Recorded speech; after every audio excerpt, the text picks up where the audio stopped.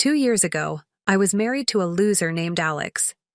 I'm not using this term lightly or out of spite. It's the only word that truly captures how toxic and draining he was as a partner.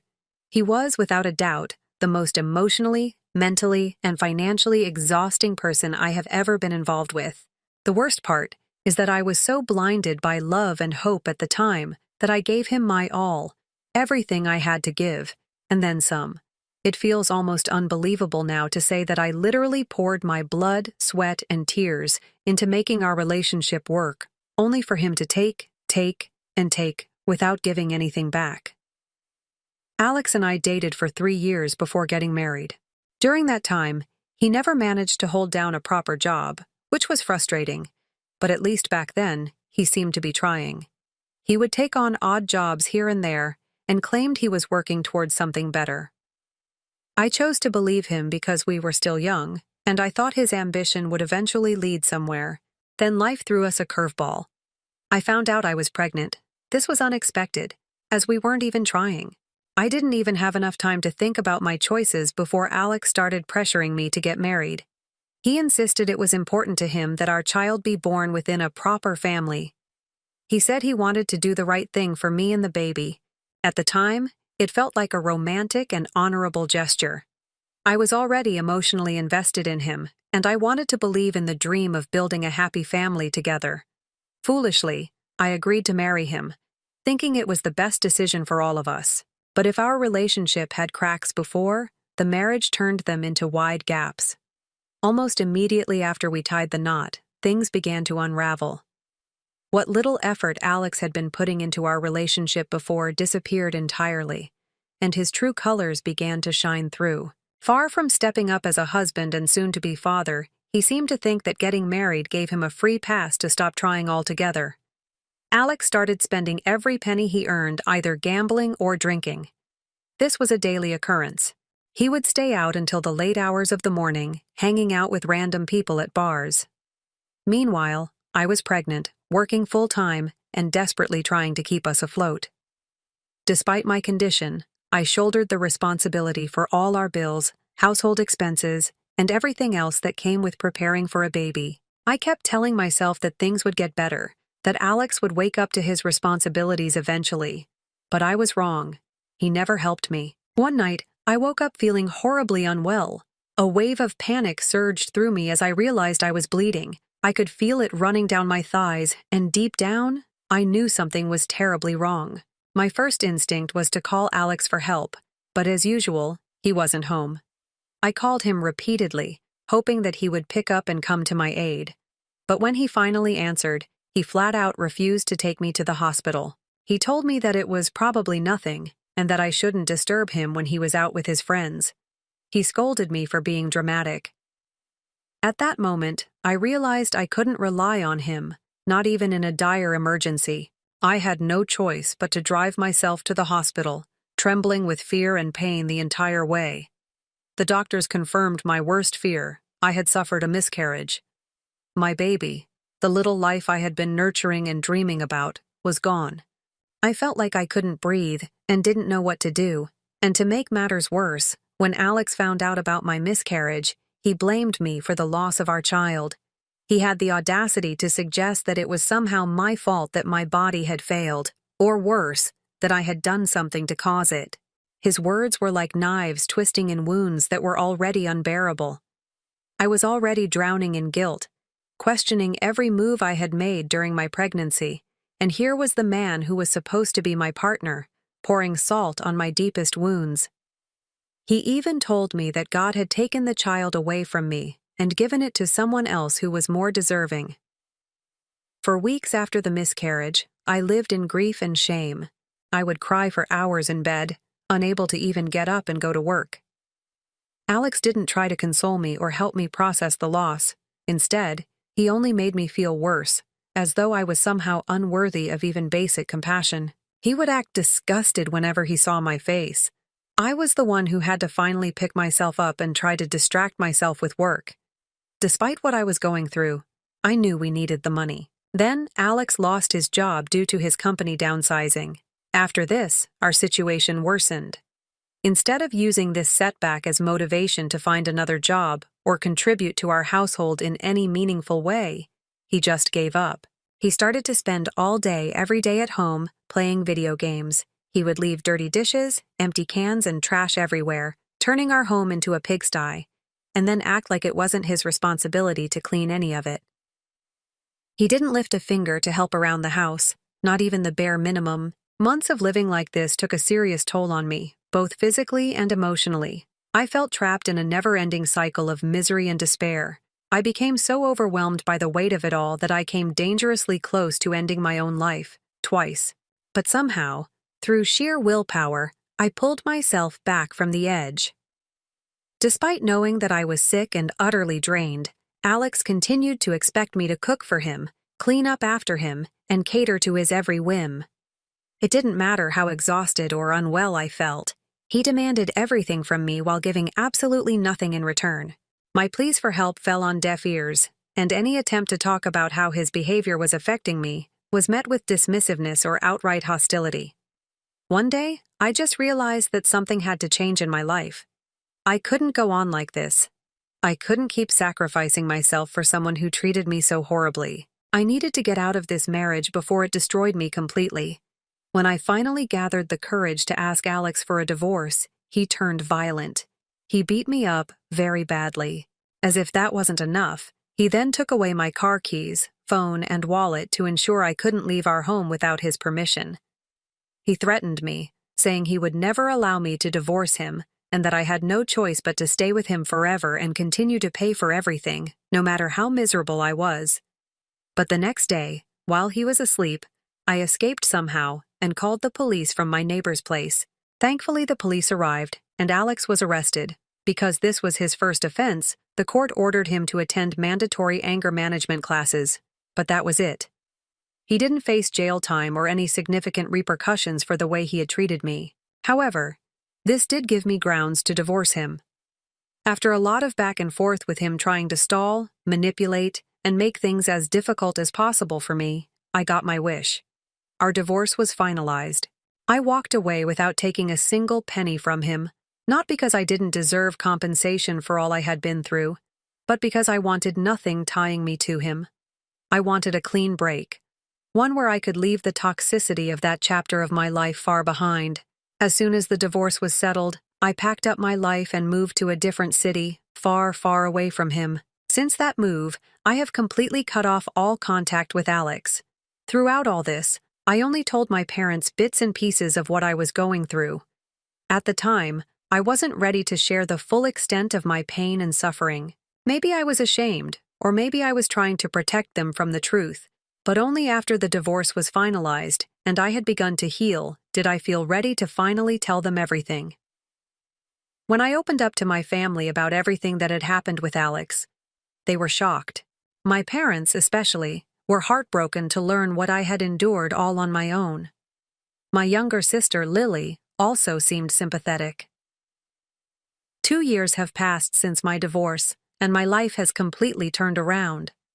I have a much better job than I did before, and I earn a solid income that allows me to live comfortably. It feels like I've finally regained control of my life and my future. Since I have a comfortable lifestyle now, I've been able to send some money back home to my parents. You see, my parents have both retired, so I want them to enjoy the rest of their lives comfortably, without any financial stress. My sister Lily still lives with our parents. She's a high school dropout with a history of drug use. Though she's managed to get clean and stabilize her life to some extent, she still has a long way to go. She now works as a server at a local diner and lives with our parents to save on rent and other expenses. I'm well aware that the money I send home also helps her out indirectly, and I'm okay with that. At the end of the day, they're my family, and I want them to be okay. This week, my parents called me with some big news. I could hear the excitement in their voices, which made me curious. They informed me that Lily was getting married. I was really surprised because I had no idea she was even dating anyone, so I naturally asked who the lucky guy was. That's when my parents hesitated a bit. There was a long pause before they nervously said they needed me to promise not to overreact when they told me more about the guy. I immediately felt a sinking feeling in my stomach. What could possibly warrant such a warning? And then they told me. Lily was getting married to my ex-husband, Alex. I was completely stunned.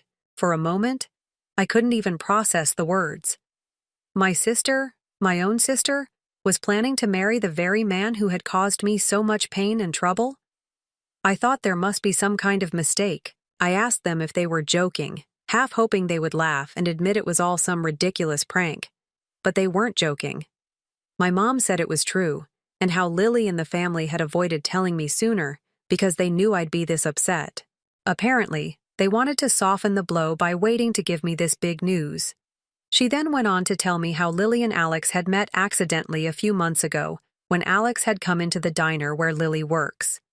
What began as a casual encounter turned into a friendship, and that friendship quickly blossomed into a full-blown romance between them. According to my mom, it's only been a few months, but they're already completely in love with each other. Hearing this felt like a punch to the gut. I couldn't believe what I was hearing. Lily had not only started a relationship with him, but had also decided to marry him, knowing full well he was my ex, knowing full well what he had put me through. And Alex, the man who had made my life a living hell, was now set to become my brother-in-law. What was even happening? I couldn't wrap my head around it. How could my family think this was even remotely okay? How could Lily justify being with someone who had been so cruel to her own sister? And why had no one thought it was important to tell me sooner? Their secrecy felt like a betrayal in itself, as if they had all conspired to keep me in the dark until it was too late for me to voice any concerns. I sat on the phone in stunned silence as my mom continued talking, trying to urge me to accept them. She said that Alex seemed to have changed, and that Lily believed in his ability to be a better person. Mom even mentioned how happy Lily looked, and that maybe I should try to see this as a chance for a fresh start for everyone involved. But honestly, I just felt like I was going to vomit. The very thought of Lily marrying Alex made me physically ill. I tried to argue with my mom, trying to make her understand that Lily didn't know who Alex really was. She couldn't possibly know the kind of man he truly was until she would have to face the same trauma. I told her that she and Dad should have talked sense into Lily, discouraging her from pursuing a relationship with someone as toxic and violent as him. To my shock, my dad admitted that he had tried once or twice, but Lily had been adamant about her decision. Then Mom dropped another bombshell. She revealed that Alex had already met with them for dinner some time ago, and apparently, during that dinner, he'd spun some ridiculous narrative about how I was actually at fault for our divorce. According to Alex, I had made his life difficult and got him arrested for no reason. My mom then went on to tell me that it was unfair of me to blame Alex entirely for the divorce. She suggested that I should take some responsibility too. I was absolutely floored.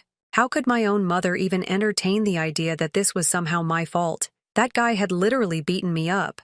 How could she, of all people, take his word over mine after everything I had confided in her? My dad then chimed in, asking me if perhaps I hadn't moved on from Alex yet. He asked me if I was still in love with him or something, which was why I was having difficulty accepting his relationship with my sister. Of course I had moved on, but this wasn't about moving on. It was about my sister dragging that toxic man back into our lives and my parents acting like it was no big deal. When I told Dad as much, his response was infuriating. He said that if I truly had moved on, then I shouldn't have a problem accepting their relationship. He argued that Lily and Alex were adults, and if they wanted to get married, it was their decision, and not ours. According to him, I needed to stop making this about myself. Then my mom urged me to let bygones be bygones. She said I should be happy and supportive of my sister, especially since Lily had been too scared to tell me about her relationship with Alex in the first place. But now that they were getting married, they hoped that I would accept them and join their celebration. Hearing this only fueled my anger. My sister wasn't scared because she thought I'd be unreasonable. She was clearly scared because deep down, she knew this was wrong. She knew what Alex had done to me, and she still chose to be with him. Now they were all trying to guilt me into being supportive. I was so furious and hurt that I couldn't take it anymore. I cut the call. Since then, my phone has been blowing up with texts and calls from my parents. They've been calling me selfish for not being happy for my sister. They've accused me of holding a grudge and refusing to see how Alex has supposedly changed. Instead of standing by me, my family is pressuring me to welcome this man back into my life, ignoring everything I've been through. I'm not just appalled that Lily is planning to marry Alex. I'm utterly horrified that she's chosen to associate herself with a man like him in the first place. This is a man who has caused immense pain and suffering in my life. A man who blamed me for the miscarriage of our child, as though it was something I had control over. A man who didn't care enough to take me to the hospital when I was bleeding and scared. A man who beat me when I tried to leave and threatened to hurt me more if I dared to disobey him. He was someone who never contributed to our household or our relationship in any meaningful way, and yet he drained me emotionally, physically, and financially. Knowing all this, it's devastating to think that my own sister would even entertain the idea of being with him, let alone marrying him. How could she possibly justify being with a man like that? How could she think he's a safe or reliable partner after everything he's done? What's worse is that Alex has somehow managed to manipulate not just Lily, but also my parents, into believing some twisted version of events. He's made them think that I was partly at fault for our divorce, as if I didn't try everything I could to make our marriage work before finally realizing it was a lost cause. The fact that my own family is even entertaining these lies feels like a deep betrayal. As the oldest sibling, I've always felt a certain responsibility towards Lily. Even though we've had our ups and downs, I've always cared about her and wanted the best for her. That's why this situation is so painful for me. I can't stand by and watch her make the same mistakes I did, especially with a man as dangerous and toxic as Alex. She doesn't deserve the kind of life I endured. No one does. I know that simply staying silent and cutting them off won't solve anything. As much as I feel hurt and betrayed by my family right now, I can't just turn my back on them without at least trying to talk some sense into them first. That's why I decided to schedule a video call with my parents and Lily sometime this week. I want to confront them directly about this situation. I need to make them understand exactly what Alex is and what he's capable of. I'll remind them of everything I went through because of him, the abuse, the manipulation, the trauma, and I'll plead with them to see reason before it's too late. This won't be an easy conversation, I know. I'll face resistance, and I know there's a chance they won't listen to me. But I have to try, for my own peace of mind. I need to know that I did everything I could to protect my sister from making this catastrophic mistake. After this, if she still chooses to go through with this marriage, then at least I'll know that I tried my best. Story 2. It's funny how mortgage payments and square footage are used by families to gauge love. As I swirl the champagne in my glass and watch the bubbles dance, my father's voice echoes loudly to Mason and Lily across our living room's marble floor. His toast is echoed by the audience. The chandelier's light is bouncing off that crystal glass. I make myself smile and contribute to this well-planned demonstration of family harmony. It's supposed to be my cousin Mason's engagement party, but I'm Naomi. It's turning into yet another reminder of my position within the family. That's not all, though. With his hand on Mason's shoulder, my father goes on. Karen and I want to start you both off right. For you, we have bought the Victorian on Maple Drive. The room bursts into cheers and gasps. I almost let my champagne glass fall out of my hand. Maple Drive's Victorian. I've wanted a house with 4 bedrooms, 3 bathrooms, and a wraparound porch since I was a young child. Just last month, when I made my own engagement announcement, I mentioned wanting to buy the house. I'm at a loss for words, Dad. Mason falters, his eyes wide with real astonishment.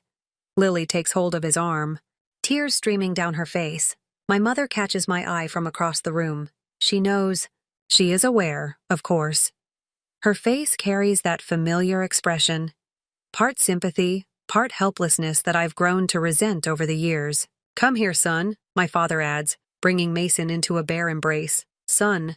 The word rings in my brain like a cruel joke. I observe as my father's eyes beam with pride, the same eyes that turned chilly when I gave him my promotion letter last week. Ethan, my fiancé, squeezes my hand beneath the table.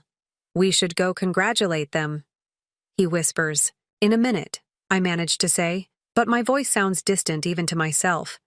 The room suddenly feels too small to warm to full of people cooing over architectural details of Mason's gift while I sit here, suffocating under the weight of yet another reminder. My father says the closure is next week. The keys will arrive precisely in time for the start of the wedding preparations. I get up suddenly, my chair scuffing the floor. Most people are too preoccupied with the celebration to notice, but a few heads swivel. With my heels clicking on the marble in perfect time with my pounding heart, I head for the powder room. I stare at my mirror as I grasp the sink's edge once I'm inside. The woman looking back at me wears a designer dress bought on credit and perfectly applied makeup that can't quite hide the shadows under her eyes from working overtime to save for a down payment. A soft knock interrupts my thoughts. Naomi, it's my Uncle Rick, my father's younger brother. Are you all right? Never better. I call out the words, tasting bitter on my tongue. Listen, about the house. He starts, his voice low. There's something you should know. The door flies open, cutting him off. Lily jumps in her engagement ring, catching the light. Oh, Naomi, isn't it amazing? And it's directly down the street from you and Ethan's place. We'll be neighbors. I catch her eyes in the mirror, seeing her joy wane as she registers my look. I mean, once you and Ethan find a place, naturally, I repeat, erecting my back. I can put on a smile that doesn't quite reach my eyes thanks to years of effort. Lily, congratulations. For the two of you, the Victorian is ideal. Something changes in me as I pass her and Uncle Rick. The well-known pain of being ignored solidifies into something more difficult. Sharper. I decide when my father's voice comes from the living room and he chuckles at something Mason said. It's time for me to adjust the parameters if love in our family is measured in square footage. The Sunday brunch custom at my parents' place feels like a well-planned act of farce as of tonight, as Mason and Lily talk endlessly about paint swatches and crown molding for their new Victorian. I push eggs about my plate. The clawfoot tub in the master bathroom is the most amazing. Reaching for the salt, Lily says, "You truly did consider everything, Daniel." My dad is beaming. Best wishes for the family. The word family hits you hard. I slammed my fork down hard enough to rock the china. Naomi, you have an interesting definition of family there. According to my mother, I've already outlived my patience. No, let's discuss it. I stoop to look into my father's steel gray eyes. Let's talk about how Ethan and I can hardly get a starter house loan approved, but Mason gets a 4-bedroom Victorian. Mason moves in his chair uneasily. Naomi, it's not like that. Come on, really? What is it like then? The words have a bile-like flavor, because that's precisely how it seems from where I sit. My dad washes his lips slowly and purposefully. I don't care about your financial condition. If Ethan and you had chosen better careers. At 28, I work as a marketing director. As I stand, the chair rubs on the hardwood. But you're never satisfied with that, are you? I never do something that is. You're creating a commotion, my father adds, lowering his voice to that ominous silence I recall from my early years. Take a seat. Or what? Mason will get another house from you. Lily virtually bolts out of the dining room and excuses herself. Mason comes next. Abandoning me to my parents and the burden of silent animosity that has accumulated over decades. My father says, I have been there for you throughout your life, covered the cost of your schooling, your very first vehicle. Support isn't the basic minimum of parenting, Dad. It's a duty. My mom reaches out and takes my hand. Please, sweetheart. Your dad has his motives. For what reasons? I resist letting her touch me. What justification could there be for treating your own daughter like a second-class citizen? The expression on my father's face changes. Fear, shame. Before his face hardens once again. Are you curious about the truth? All right, you don't need the steadiness as much as Mason does. He has always done so. Why? As he is your beloved golden kid. Since he is my dad. Stops suddenly, and my mother remains still next to him. Uncle Rick decides to enter at that precise time, interrupting the finish of our discussion. The color fades from his face. Don't, Daniel, don't. What? I glance between them and see the brothers' discreet exchanges of words. What do you not tell me? Nothing. My dad loses his temper. We're done talking. It's like hell. Uncle Rick's guilty look tells me all I need to know about the presence of secrets, so I turn to him. Naomi, What's actually happening here? My mom begs. It's preferable to keep some things secret. You've kept me there all my life, for example. I'm not sure I want to see the picture that is being formed by the shifting components. What is it that is so unique about Mason? Why is he more worthy of everything? My father gets up so fast that his chair falls back. Enough. Are you curious as to why you aren't receiving a home? Due to your lack of gratitude. Because you use these charges to throw everything we've given you back in our faces. Uncle Rick cautions Daniel. My father, however, is unrelenting. If you are unable to value what you already have, perhaps you shouldn't own anything. No more financial assistance. No more family dinners. Nothing. Do you desire autonomy? Well done. You've got it. The ensuing quiet is like a tangible presence. I glance at my mother, who refuses to look at me, at Uncle Rick, who appears to be bearing a heavy burden, and at my father, whose anger hardly conceals what appears to be terror. All right, I respond, my voice firm but my palms shaking. But Dad, keep something in mind. You are not alone in your ability to deprive others of their possessions. Leaving the remnants of more than brunch behind, I pick up my bag and go. I hear footsteps coming from behind me as I get to my car. Hold on, Naomi. Uncle Rick appears to be older than I have ever seen him. You need to be aware of certain things. Things that have the power to alter everything. I stop, put the key in the ignition, then begin speaking. We've been sitting at the diner for an hour, and Uncle Rick's coffee has gone cold, unopened in front of him. He takes an envelope out of his jacket, his hands shaking. He slides yellowed photos across the table and adds, I kept these. I couldn't, but your father ordered everyone delete their copies. The pictures depict my mother in what looks to be a vacation home when she was younger. She's giggling. With my father's arm wrapped around her, she was pregnant. However, the date stamp makes me queasy. 2 years have passed since my birth. I don't get it, I say, but it's a nasty lie. Something snaps into place deep down. Another baby was born. Rick's voice is hardly audible above a whisper. Prior to you, late in her pregnancy, your mother lost it. Daniel. That loss never came back to him, the birth of Mason. I take it that Mason is not my cousin? Suddenly, the fluorescent lights in the diner feel too intense to expose. Rick waves a waitress who is carrying the coffee pot away. There was an affair with your father. He goes on with Sarah, my wife. The outcome was Mason. I hold on to the edge of the table, recalling all those moments, as the world tilts sideways. That particular pride was in my father's eyes when he gazed at Mason. I had never seen such pride aimed at me. Is Mason aware? Sarah, me, and your parents are the only ones who know. Sarah's remorse was too much to bear. She departed for that reason. My phone is buzzing. A text from this weekend's Mason housewarming celebration. You must visit to observe the improvements we made to the location. I flipped the phone over. Why inform me now? Because I saw Daniel's infatuation with Mason ruin Sarah. I saw him gradually push you away in order to keep his secret. Tears sprang to Rick's eyes. I can't keep quiet any longer. Not when history is being repeated. What are you saying? Lily is expecting a child. Daniel has previously mentioned creating a trust fund for the child. He will treat your kids the same way he treated you, make them feel inferior to Mason's relatives. As fresh patrons enter, the diner's bell tolls. I glance in the glass and see my reflection. Even down to the haunting eyes, I appear just like my mother in those pictures. There's more. Pulling out another envelope, Rick says. Records of finances and property deeds. All of the gifts Daniel has given Mason throughout the years have been concealed via phony accounts and shell corporations. The first home is not the Victorian, it's the third. As I examine the papers, my hands tremble. The numbers blend together.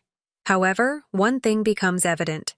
The extent of my father's dishonesty extends beyond simple partiality. Why are you displaying this to me, since you are entitled to know? Because making amends was one of Sarah's final remarks before she passed away this month. Rick's tone falters. Additionally, Daniel is set to appoint Mason to the CEO position of the family business, which he promised you, and which I have been pursuing for the past 5 years. I worked 60-hour weeks and gave up everything else to earn my MBA. Once more my phone buzzes. It's Ethan this time. Your father just gave you a call. He says he must visit both of us tomorrow. About the business. Good news. As I glance at Rick, I see the evidence strewn about like a betrayal map. Is my mom aware of what you're telling me? Sarah's letters were retained by Karen. For years, she has been trying to get the bravery to tell you.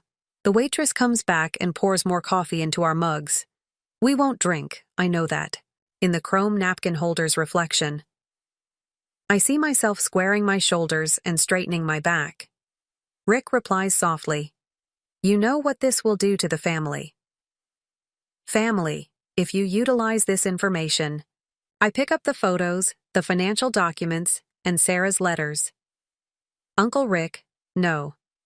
As soon as my father made the decision to base his whole existence on falsehoods, this was no longer about family. I am assembling the proof of 20 years of dishonesty. I appreciate you being honest with me. I know exactly what has to be done now. My phone buzzes one more time as I leave the diner. It's my dad. I'm excited for our meeting tomorrow, my love. Now is the moment to talk about your future with the organization. Tucking the envelopes inside my backpack, I smile. Indeed, Father. Now let's talk about the future. I feel like the boardroom is smaller than I recall. Perhaps the walls are closing in because of the weight of Sarah's letters in my backpack. Mason is seated to the right of my father, who is seated at the head of the table. An image that makes my stomach churn is one of corporate dynasties. My father starts speaking to the board members, as you are all aware. For any family company, succession planning is essential. From the other side of the table, I see Ethan's worried look. He understands the significance of the CEO role to me. 5 years of missed vacations and weekend sacrifices, endless gatherings for networking. I hold both of my hands tightly around my coffee cup as his twitches toward mine. Mason has demonstrated a remarkable capacity for leadership. My father is still working on his latest real estate development project. Do you mean the Victorian? Before I can stop them, the words spill out. Everybody looks in my direction. The one you purchased for him. Mason shifted uneasily. Naomi. It's not. In fact, I have a few inquiries concerning real estate development. I take out Sarah's financial documents and slide them over the glossy mahogany, focusing on the 3 properties she bought via Shell Corporation earlier. My father's face loses its color. Now is not the moment. Dad, what time is it? Once you give your illegitimate son control of the business, there is a deathly silence in the room. The black liquid from Mason's coffee cup spills like a stain on the cream carpet as it falls to the ground. We are no longer able to conceal. Naomi. With dread in his voice, Ethan murmurs. But at this point, I can't stop. Did you know Mason? As I turned to face him, I saw his world fall apart before my very eyes. About Sarah and the reasons for her actual departure. That's sufficient. The table gets slammed by my father's fist. Except for relatives, everyone is out. The board members essentially collapse and depart. I nod for Ethan to leave even though he hesitates. This is a family-run company. Ultimately, my father becomes furious as soon as the door shuts. You dare. How could I? You dare? I fling Sarah's correspondence onto the table. 28 years of deception. As I battled for the remnants of your attention, you showered him with everything. Mason is still where he is. Hasn't said anything. The letters appear to be written in a language he cannot understand when he looks at them. I took the required action. To keep this family safe, my father adds in a voice that is dangerously calm. Which family? The one that you and your brother's wife made, or the one that you have been ignoring? Mason stands up abruptly. The chair is rubbing up against the floorboards. Is it accurate? His voice breaks as he says that the ensuing quiet is sufficient response. Mason staggers backward as though he's been hit. I must. Lily waits. He stops at the entrance and picks up his jacket. Did you ever intend to inform me? The quiet of my father says a lot. Mason walks away without saying anything else. Are you content now? My dad's voice is like ice. Everything I've built has been ruined by you. It was destroyed by you. Every time you choose him over me, every secret, every lie. I collect the strewn about papers. Han. Steady, even though I'm feeling a lot of adrenaline. I give up. You give up? His laughter is devoid of humor. And where do you go? What are you going to do? This business is responsible for everything you own. No. Reaching for the door, I say.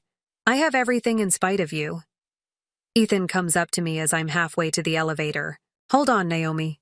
What did you do inside? I am aware that it was harsh, but it was required. Was it? Or was it retaliation? Today is the first time I quit paying close attention to him. I've never seen anything like it in his eyes. Fear. For me, perhaps, but not of me. Perhaps both.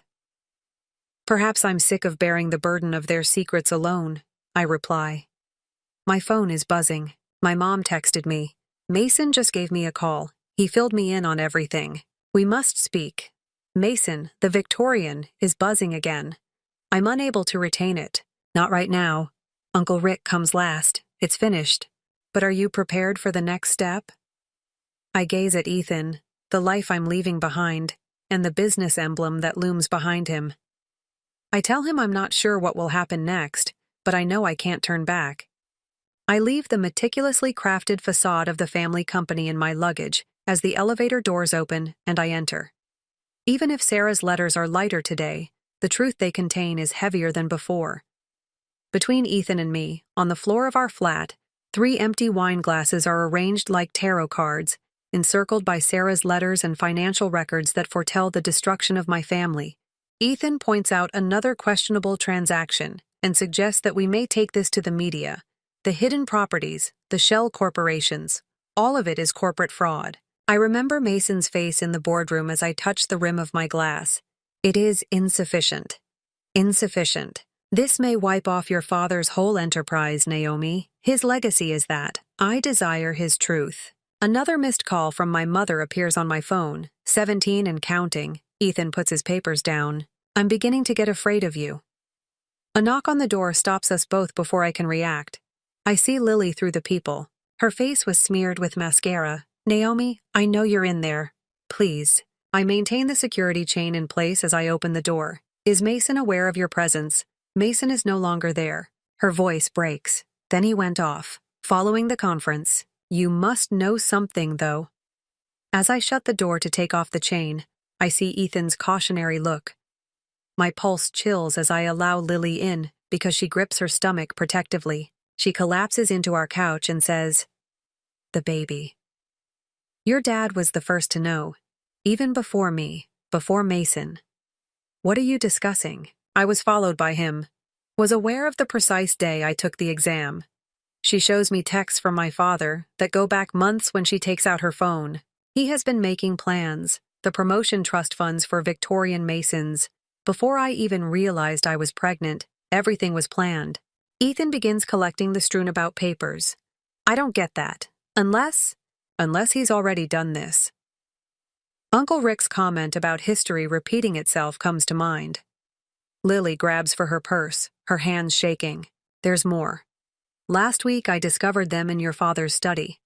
She pulls out a pile of medical documents, Sarah's and my mother's, not hers. I peruse the papers, and the room begins to swirl. Comprehensive medical histories, reproductive treatments, and genetic testing. Rewinding 30 years. He has a bloodline obsession. In order to create the ideal family legacy, Lily murmurs it. I was struck by these. I was unable to remain silent any longer. Why inform me now? Because he has more ambitious plans. Mason's promotion was only one aspect of the corporate announcement. He's reorganizing everything. Succession planning, inheritance, and trusts, and none of it involves you. Once more, my phone buzzes. Daniel is aware that you have the letters this time, Uncle Rick. He is on his way to you. Ethan reads over my shoulder and adds, "We have to move quickly. Whatever you had planned, I completed it already. Even I sound far away when I speak. I forwarded all of this to the board members. Everything. Tomorrow morning they will discover it in their emails." Lily lets out a gasp. Ethan takes hold of my shoulders without warning. I couldn't take the chance of someone trying to stop me. You're not understanding. Your father gets cut off by Lily. He has files on everyone, including your Uncle Rick, the board, investors, and contingencies. Before he lets this come out, he will annihilate them all. Mason texts me, and my phone lights up. Dad has lost his mind. He is threatening everyone and destroying everything. Have you done anything? Then my mom gave me another. He is aware of the emails. Now go somewhere safe. We must go. Ethan responds, reaching for our emergency pack already. I don't move, though. Years of being ignored as I saw my father manage and influence everyone around him consolidate into this instant. No, Naomi. He is afraid, which is why he has come here. He's not in charge for the first time in his life. I take up my truth, my ammo, and Sarah's letters. Allow him to arrive. One hand remains on Lily's tummy as she stands. How will you respond? I examine the papers strewn all over my floor. They all contributed to the complex falsehood. At Ethan, my father centered his entire existence. His allegiance to Lily battles with his dread of me, passing on my father's obsession to the next generation. I'm going to follow his advice. I grab my phone. I'm getting my dad's number. My family will be protected. Whatever's left of it, at whatever price. The telephone rings twice. He replies on the third ring. Hi, Father. I believe it's time to wrap things up.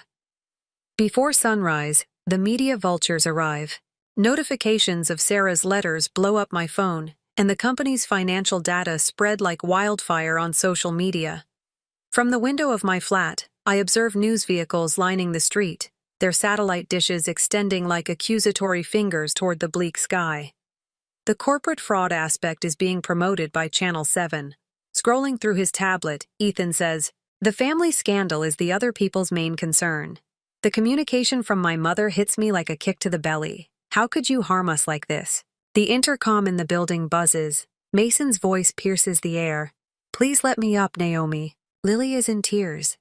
She believes she is to blame for this.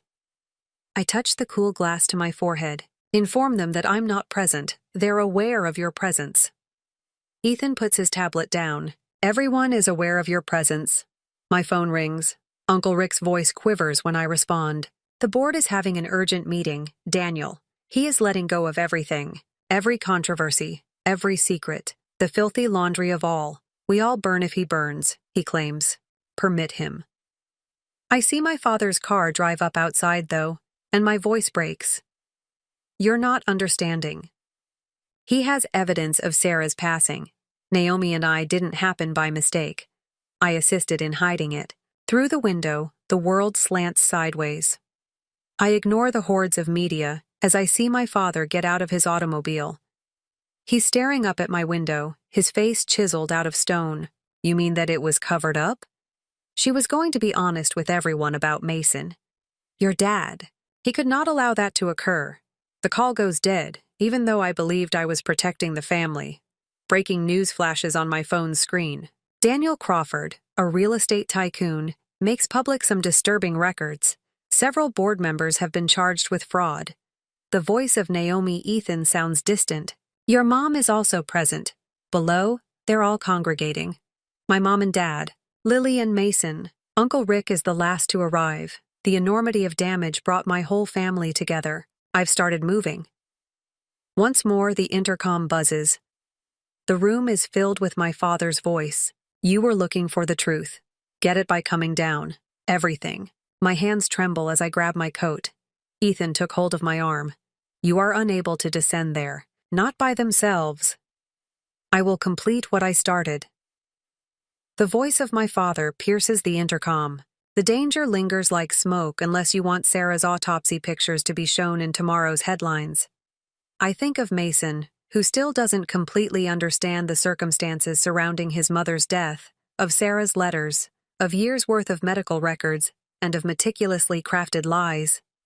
He's playing a bluff. Ethan is adamant. My father sends me an email, and my phone dings. The photographs that are attached make me queasy. No, he isn't. It seems like a plunge into hell on the elevator journey down. I get closer to the havoc I've caused for the family with every floor. I may have destroyed instead of punished, as I believed. Shouting inquiries and camera flashes cause the foyer doors to open. In the middle of the storm is my father. He held a manila envelope he knew well. You sought to reveal the truth. He raises the envelope. Let's discuss the actual events of Sarah's death night.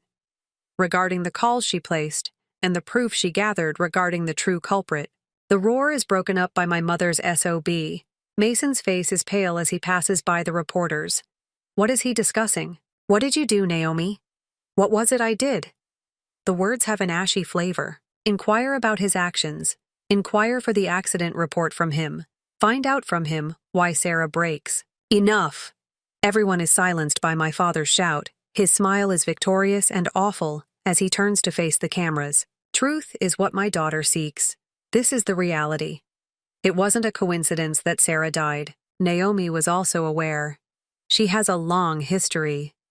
The untruth strikes like a punch to the body. Mason staggers back.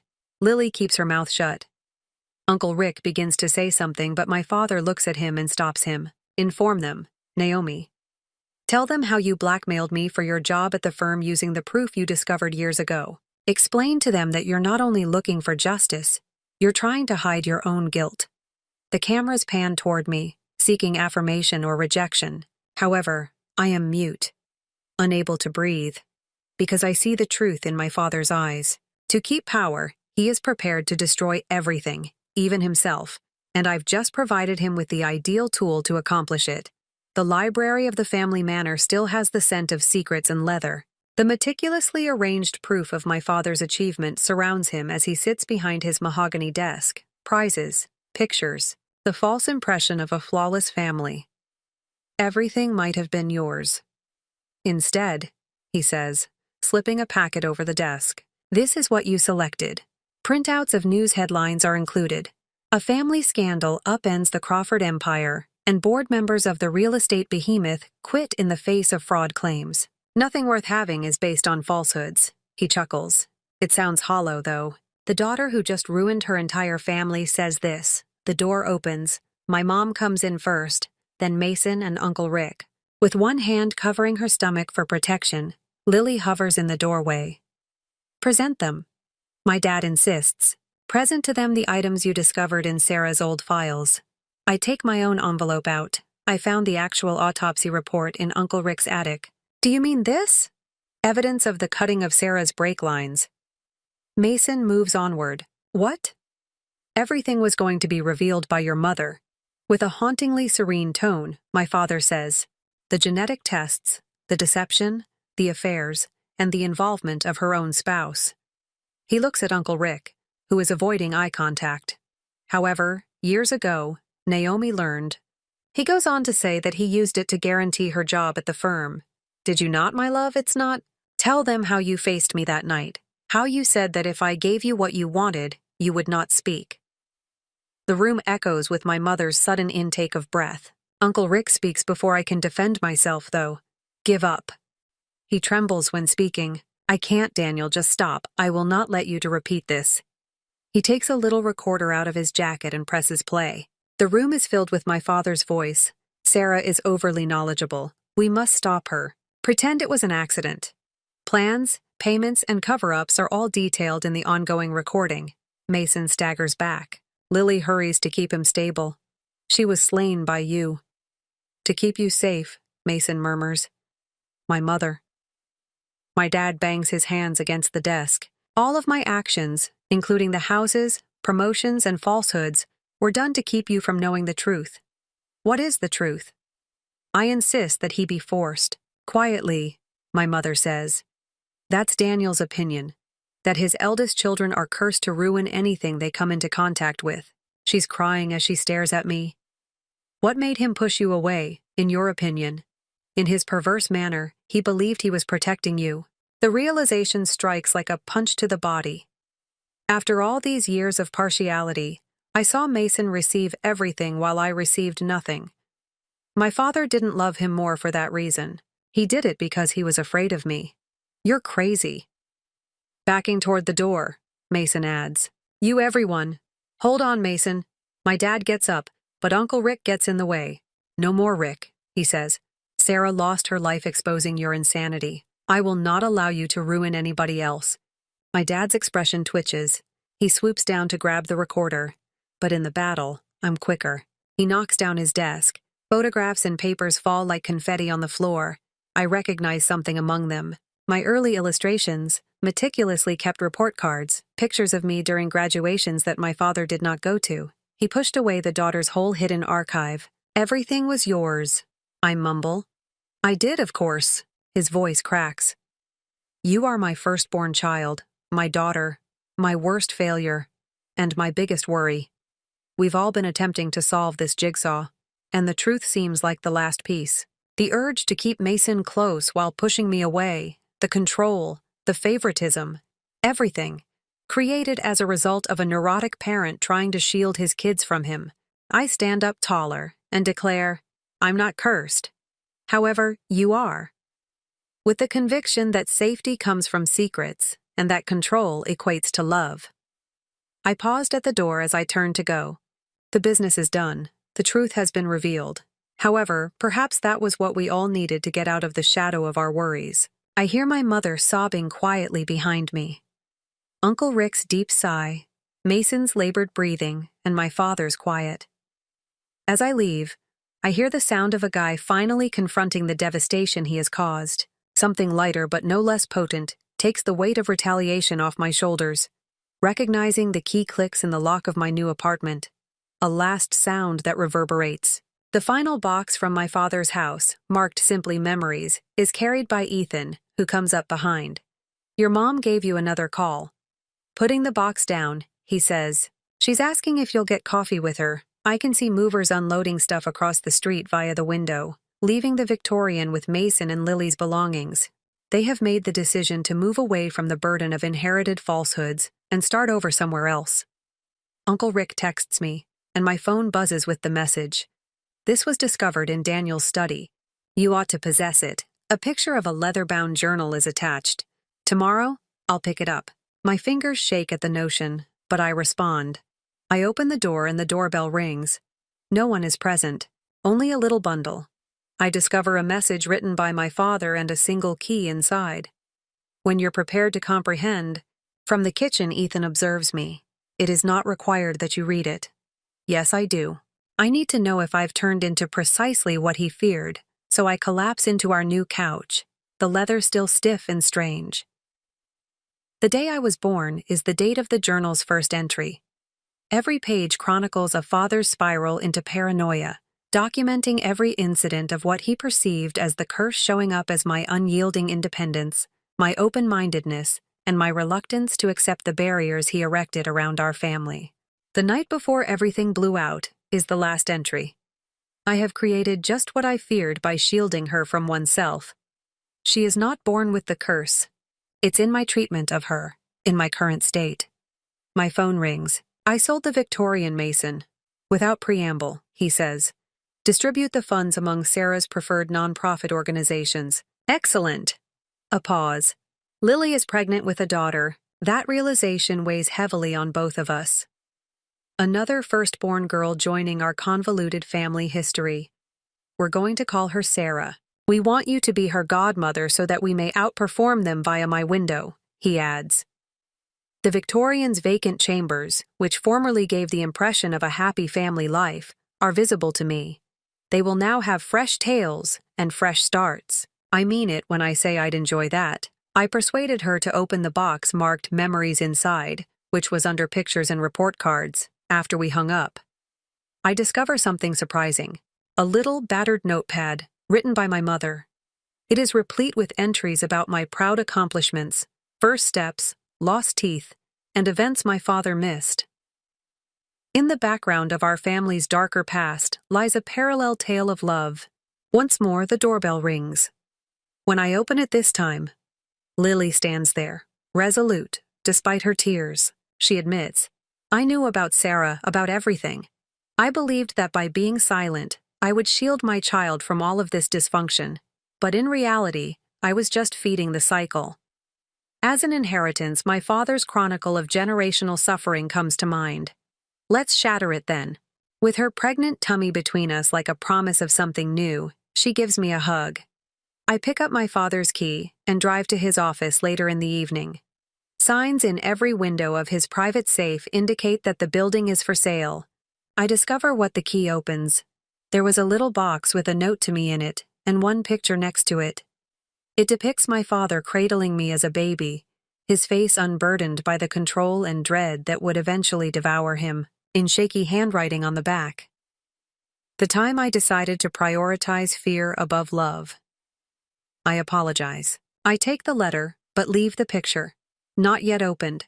Certain realities may wait until we're prepared to confront them. Ethan has opened a bottle of wine to fresh starts at home. No. Watching the sunset, I say, paints our walls in hues of potential, allowing us to choose love over fear and to comprehend. I put the unread letter and my father's key in a drawer.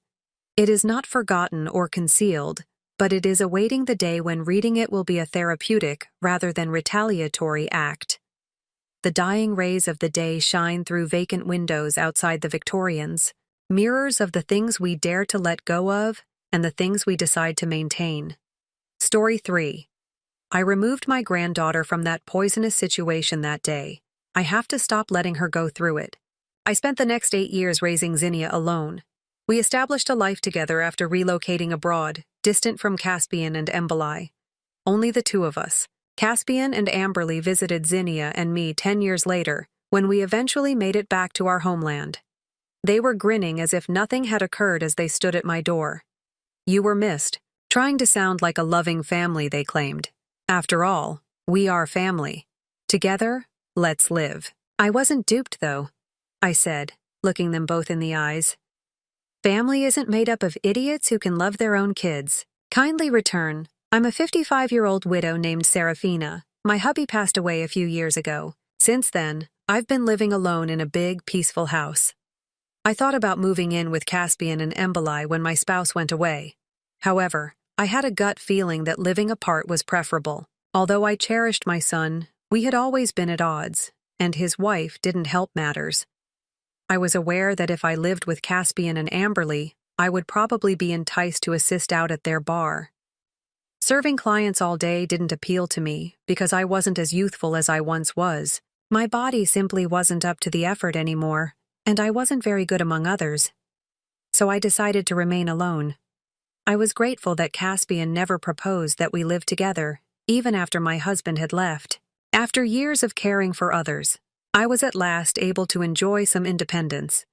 Living alone seemed like a blessing at first. I didn't have to worry about raising kids or taking care of my husband anymore. I hoped the stillness would be pleasant. However, as the days went by, I came to see how isolating life may be. Having devoted my whole life to my family, I had neither friends nor interests. I tried to kill time by watching reruns of old TV dramas during the day since the stillness in the home was so loud. I tried a few different pastimes, but none of them lasted. I felt like my life was meaningless. Xenia and my grandchildren were the sole sources of brightness in my life. The eldest was a lovely, intelligent girl who was constantly upbeat and energetic. Conversely, Xenia was more reserved and shy, frequently standing in her elder sister's shadow. Alone was frequently complimented for her maturity considering her age. My heart hurt for Xenia, even though she was frequently disregarded. Each time the girls came to visit Caspian and Amberly, Alone would approach me with a smile, wearing brand new clothing and having her hair done to perfection. But Xenia wore Alone's old tattered hand-me-downs. Her hair was constantly disheveled and untidy. Xenia was obviously handled differently, not only by her parents, but also by herself. The room was illuminated by a single grin, but Xenia's eyes were always sad. Sadness clouded her face. She had been a chatty, energetic young child, but she had become quieter and more inward-looking over time. Despite my best efforts to avoid meddling too much in Caspian and Amberly's child-rearing, I couldn't help but feel protective of her. However, my worries increased each time they came to see. Xenia would sit silently, undetected, while Caspian and Amberly would lavish her with love and dote on her alone. Every time I attempted to talk to Xenia, either she would interrupt me, or Caspian and Amberly would totally ignore her and alter the topic. I made the decision to go to Caspian and Amberly's residence one day. I know the girls like the candies I provided. I'm hoping we can have a pleasant time together. I was getting close to the door. Shouting came from inside. An angry Caspian voice reverberated through the walls. Instead of remaining silent all the time, why don't you say something for once? I went for the doorbell, my pulse thumping in my chest, but the door sprang open before I could ring it. I took off my shoes and went inside without thinking twice. As I continued down the corridor, the yelling intensified, and I heard Caspian's accusatory voice once more. You are aware that she is to blame? We are embarrassed by your silence. With my pulse pounding, I ascended the stairs and discovered them in an upper room. Xenia was seated on the floor, her cheeks sore from being slapped alone, her face red with tears, and Caspian and Amberly were standing over her. She continued to raise her hand as though she had just hit her sister. I could no longer remain silent. I hurried to Xenia, who was seated on the floor, giving her a strong hug, and pushed my son and his wife out of the way. Alone stood close by, wide-eyed, while Caspian and Amberly looked at me in disbelief before hurriedly gathering themselves. Why are you coming in like way, Mom? First, you need to have knocked. Caspian became agitated and snapped. Yes, exactly. Isn't this a little impolite of you, Serafina? With a hint of irritation in her voice, Amberly continued. I became enraged and scowled at them both. It's impolite of you to surround a young girl in this manner and shout at her, Caspian, her father is you. Do you not feel embarrassed to treat your child in this manner and by yourself? For what reason did you initially strike your sister? I spoke louder. Just that?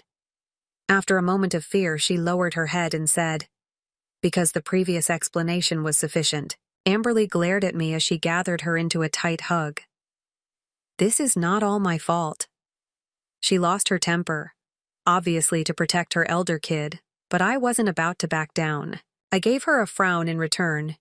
Protecting a child who has done something bad is not a mother's role. Instead of justifying her actions, you ought to be teaching her right from wrong. After a moment of silent observation, Caspian exclaimed, Mom, what are you thinking? And pointed at me. Leave that fool alone. What I was hearing was unbelievable. The fools. Are Amberly and you? You should apologize to Xenia. I responded with a yell. I'm sorry. Who will offer her an apology? Caspian gave a smirk, obviously not paying attention to what I said. Neither he nor Amberly expressed regret. As though it were the most commonplace thing in the world, they simply kept insulting Xenia. As if she had been subjected to this treatment for too long, Xenia, now in my arms, clung feebly to my clothing, her face empty and blank. Before I could even comprehend what was happening, I snatched her up and said, I'm taking care of Xenia from now on.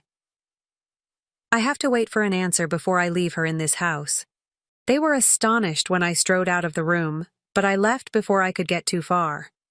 I was followed by Caspian. He had a sly smile on his face. Thank you, Mother. He added nonchalantly, as though he had just found the solution. I didn't know what to do with that mute. I couldn't speak. My own son was behaving like a burden to his daughter. Amberly emerged behind him with a little shabby bag and a frayed backpack, while I stood there trying to make sense of his callous remarks. Here's Xenia stuff, she said, carelessly thrusting the bags into my hands. Take care of the rest, please. Xenia and I were both stunned as we stood there looking at my son and daughter-in-law's looks. They had icy looks on their faces, apparently happy that Xenia was leaving their house without saying anything further. Unable to comprehend the brutality of the circumstance, I turned and left. I gazed down at Xenia as I assisted her in removing her shoes at the door when we returned to my house. I caught her biting her lip in an attempt to contain her emotions. I gave her a strong hug and gave her a gentle rub back because seeing her shattered my heart. I said, I'm so sorry, Xenia.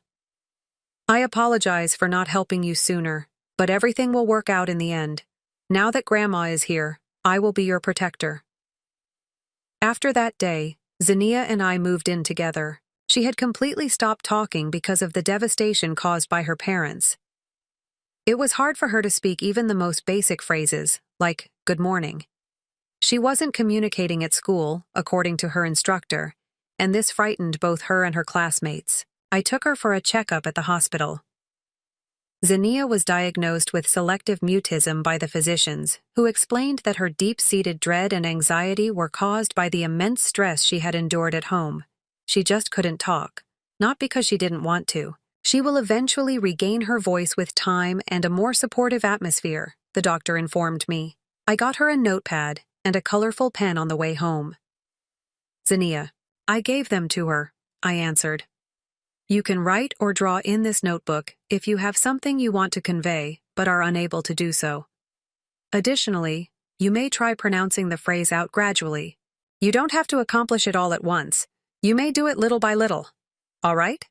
Zinnia opened the notepad right away and began writing. She flipped it around and showed me the page after a few minutes. "Grandma," she had scribbled, "thank you," and a little sketch of my face. She parted her lips as though she was attempting to speak, but nothing came out. She seemed disappointed. I gave her a gentle head pat while grinning. "Zinnia, you're doing fantastic. I'm so proud of you for taking the first step already. One step at a time, all right? You can do this." Zinnia forced a little grin. She began using the notepad to communicate at home and at school after that day. She began to talk again over the course of the following 2 years as her confidence gradually increased. Granny. Granny. Can you guess what transpired today at school? When she returned home, full of life and happiness, she would say this with excitement. I felt relieved and proud of her as she recovered and flourished. I once went to her school for a parent-teacher conference. A nice and welcoming teacher smiled at us as soon as we entered the classroom. "Hi there, Serafina." She greeted us as we sat down and said, "Hello, Zinnia." The instructor produced Zinnia's report card. She showed us the chart that showed the academic achievement of seniors and indicated that her grades had consistently risen from the previous year. It was evident from the pattern that she had been doing exceptionally well since moving in with me. I patted Zinnia's head and grinned happily. I mentioned that she had been studying very hard. She spends all of her time at home reading books and working through challenging issues. Zinnia has become passionate about studying ever since she was able to speak again. She would bring home the results of every test she aced with a huge smile, and I would display her flawless papers on the wall. The biggest satisfaction of all was seeing her develop and thrive. I believe that Zinnia would benefit from taking an IQ test at the hospital. One day, during a school meeting, the teacher made a suggestion. Startled, I requested for additional information. A test of intelligence. For what purpose? Zinnia may be what they termed gifted, the instructor suggested. A word used to describe youngsters with exceptional intelligence. She said Zinnia appeared to be quite intelligent, much smarter than most adults. I found the concept intriguing. If Zinnia was bright, it might explain why she seemed to find academics too simple. Without hesitation, the teacher believed that an IQ test may help us determine how to create the ideal learning environment to foster her skills. To get the test done, I brought Zinnia to the hospital. In the end, the instructor was correct. Zinnia's IQ was far higher than average, and she was talented. When I discovered that my granddaughter had such a remarkable talent, I was astounded. I sat her down later that day and said, "How do you find school? Do you find studying enjoyable?" Zinnia shook her head, seeming bored. "To be honest, I find it dull and overly simple. When I attempt to explain to the teacher that I want to learn something more difficult, they simply don't get it." I paused at what she said. I started to question whether there was a way to push her intellectual limits beyond what her present school could provide. Her educational requirements appeared to be much above elementary school, maybe even at the middle or high school level. However, could Zinnia, a young child who had not even completed elementary school, manage such sophisticated coursework? I spoke with the instructor once again, and she informed me of a system in the United States that allowed children to skip grades according to their academic standing.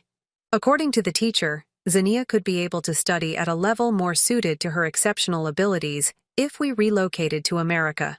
Though I hadn't spoken to him since my husband's death, this made me think of my late husband's brother, who had been residing and working in the United States.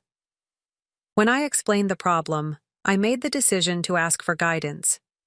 He said he would assist us in adjusting to life in America, and instantly provided his assistance. "Are you relieved?" I proposed to Zinnia the possibility of studying overseas. After silently listening, she grinned. "I'd like to depart," she said. "Only if it's with you, though. I want to finish primary school with my pals before Grandma does." I agreed, touched by her consideration. "Naturally. Until you graduate, we'll wait. And I'll focus on getting better at English in the meanwhile," I informed her. Zinnia grinned broadly in relief. The months that followed were filled with joyful recollections. Zinnia enjoyed her last year of elementary school and made the most of it by making lifelong friends. We gave her friends our contact information so they could stay in touch once she eventually graduated, even after we relocated abroad. I made the decision to keep Caspian and Amberly in the dark about our plans. If they discovered that Zinnia was gifted, I was afraid they would want to take her back in order to take advantage of her skills for their own benefit. Zinnia easily adapted to life in America. She enthusiastically pushed herself into her studies and skipped grades. I did all in my power to help her, and witnessing her enthusiasm for learning once more gave me confidence that we had made the correct choice. As time passed, Zinnia's abilities really started to show. In addition to her academic success, she finally enrolled at Harvard University to study business. I had no idea that she had launched her own business. "Grandma, I want to pay you back." She frequently expressed this with excitement, but in my opinion, she had already given me the highest possible return by developing into a bright, talented, and compassionate young lady. Zinnia's accomplishments were not overlooked. After American news sources highlighted her accomplishments, her name quickly gained international recognition. She rose to fame as an individual. Many others were inspired by her narrative. I frequently pondered Caspian and Amberly's opinions on her achievements. Did they feel bad about how they had handled her? For their sake, I prayed they did.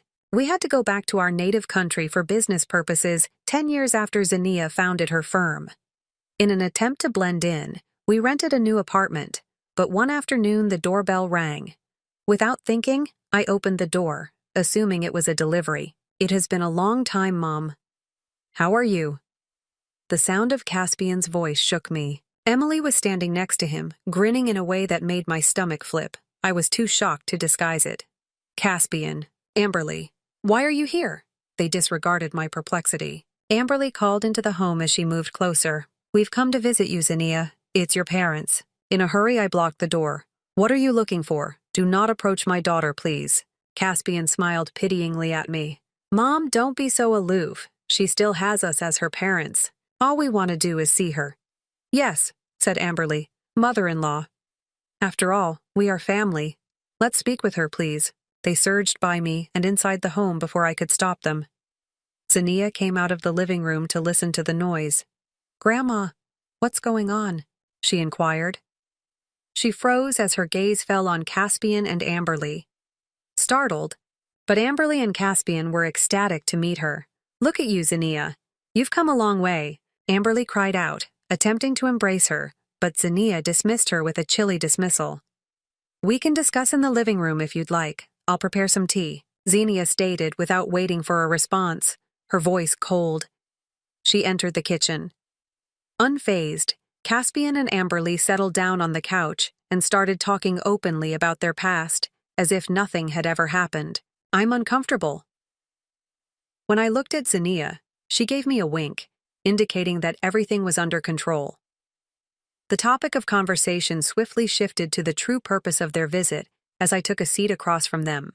Due to inadequate management and isolation, the bar they had been operating had failed. All communication with them was severed when their oldest daughter vanished. Now unemployed and having financial difficulties, Amberly and Caspian were desperate. "Would you think about helping us, Zinnia?" Caspian inquired. He spoke in a desperate tone. "We reared you for 6 years, even though you departed when you were little. You owe us." "Yes, exactly," Amberly said in a beseeching tone. "Your family still includes us. Time is gone. Let's make it up. Together, let's live and make new memories." What I was hearing was unbelievable. How were they able to? They hurried back to Zinnia after everything they had done, hoping that she would assist them now that she had achieved success. Before I had a chance to speak, Zinnia's words broke the tenseness. With a cool, collected smile, she stated, "Idiots aren't my family. Grandma is the only family I have. Please go now." Amberly and Caspian gazed at her with shock. However, Zinnia remained steadfast, approaching the door with composure, and opened it. Farewell. Caspian and Amberly had vanished, slinking away in defeat with a last click of the door latch. Still in amazement, I watched them go, but Zinnia only grinned when I turned to face her. "Grandma," she said, Let's move, shall we? She said that she had been covertly preparing to construct a home for the two of us that would be accessible to ensure my comfort as I grew older. I was unable to contain my appreciation. With tears in my eyes, I said, "Thank you, Xenia." She simply flushed and laughed in embarrassment. We moved into our new house a few months later. Even the notepad and pen we had purchased when she first moved in with me were framed and on display, and the walls were covered with memories we had made together over the years. I always had a great sense of love and pride when I looked at them. I made the decision to prepare zinnias today. Favorite recipe. I smiled and went into the kitchen. My heart is full. Story 4. They expected me to watch the kids while they had a good time, even though I, 25, was not invited on the family cruise. Reddit. Hello. Usually, I just read postings and marvel how families can be so cruel to one another. As it happens, I recently received a tale from my own family that is worth sharing. I need some perspective, since for the past week, this has been weighing heavily on my chest. Allow me to introduce myself. I work as a software engineer at a large computer business in Seattle, and I'm 25 years old, unmarried, and allegedly the family doormat today. I got what most people would call a dream job 3 years ago after graduating from college. I am respected by my team. I've been advancing my career gradually, and my job is both gratifying and demanding. But I'm merely the dependable one, the person my family turns to. Anytime someone needs assistance, particularly with childcare. Please understand that I adore my nieces and nephews. I've always been there for last-minute childcare, crises, or when someone needs a helping hand. Perhaps that's where I made a mistake. Being very accessible and eager to assist. The backstory is as follows. After 40 years of teaching, my 65-year-old Aunt Jean is retiring. She is essentially the matriarch of our family, keeping everyone in touch. She keeps track of all the birthdays, plans every holiday meal, and even sends care packages to the younger cousins when they attend college. She is what keeps us all together. She was the one who gave me care packages filled with my favorite snacks and handwritten encouraging letters during finals week while I was in college. She even assisted me in getting ready for my very first job interview. Her retirement is a huge occasion, of course, and I was thrilled to join her in celebrating, until I learned that I wasn't a real part of the celebration. That is, everything began last week. I had recently completed a very difficult assignment at work that involved coordinating a crucial system upgrade and working late to fulfill deadlines. Despite my fatigue, I continued to have supper with my family once a week. Since I moved into my own flat, these dinners have been a regular occurrence, and I seldom ever miss one. Even when I have a ton of work, I brought my mom's favorite bottle of wine when I got to my parents' place. It was an ordinary night. My 55-year-old mother is arguing over what to make. My sister Rachel, 32, is looking through her phone as my dad is half watching a sporting event on TV. While playing with blocks on the floor, her 2-year-old would periodically call out to anyone who happened to pass by. We were discussing a variety of topics, including Rachel's toddler's most recent milestone, my most recent professional endeavor, and the customary family rumors. I then asked around if anyone had any suggestions for Aunt Jean's retirement present. I had been considering purchasing her a unique present, perhaps organizing a group present with the family. Rachel answered, "Oh, we're giving her a group gift on the cruise," without even raising her head from her phone. I stopped in the middle. Which cruise? At first I believed I had misheard her. I should be aware of any scheduled family vacation, right? I mean, I attend every birthday party, holiday celebration, and family get-together. I chuckled uneasily and inquired about her topic. She raised her head, obviously perplexed that I was perplexed. "We've been organizing the cruise for months, you know. Every adult in the family is leaving." She stated it as if it were my fault that no one had bothered to inform me of something. When I asked my mother for explanation, she smiled awkwardly, the kind she employs when she is aware of her wrongdoing but is unwilling to acknowledge it. She clarified, "It's a cruise to celebrate your aunt's retirement, followed by a few days in Hawaii." I had the impression that I was in a strange prank show at the time. I was in the dark about this elaborate excursion, while everyone else was aware of it. Suddenly, the space seemed too heated and cramped. My heart was pounding as I struggled to comprehend what was going on. My mother gave me a tense little laugh when I inquired why I hadn't been informed, and then she said, "Well, we thought you'd be more help staying back." Remaining behind? What can you help with? At that moment, my 35-year-old cousin Madison entered the room carrying her twins. Just the right moment to jump in as if it were the most obvious thing ever. The children. You're really skilled with them, and you decided to stay and watch the kids because it made sense. I'll paint the image for you. There are 4 children under 4 between Rachel and Madison, Madison's twins, who are a little over a year old, and Rachel's 3- and 2-year-old children. And without even asking me, somehow, they had concluded that I would be more than happy to remain behind and keep an eye on them all. I gaped at them in shock. I neglected to have dinner. Are you telling me that you organized this entire vacation without inviting me, and that you just thought I would be okay remaining home to watch the kids? Rachel finally put her phone down and shrugged. Yes, indeed. You don't have children or anything that might bind you, and you're always so trustworthy. It just made sense. Who thought that made sense? I turned to face my mother in the hopes of receiving an explanation that would not make me feel like a total afterthought. "Honey, we didn't mean to leave you out," she responded with a feeble grin. "We assumed you would comprehend. You have always been the one in charge. Accountable."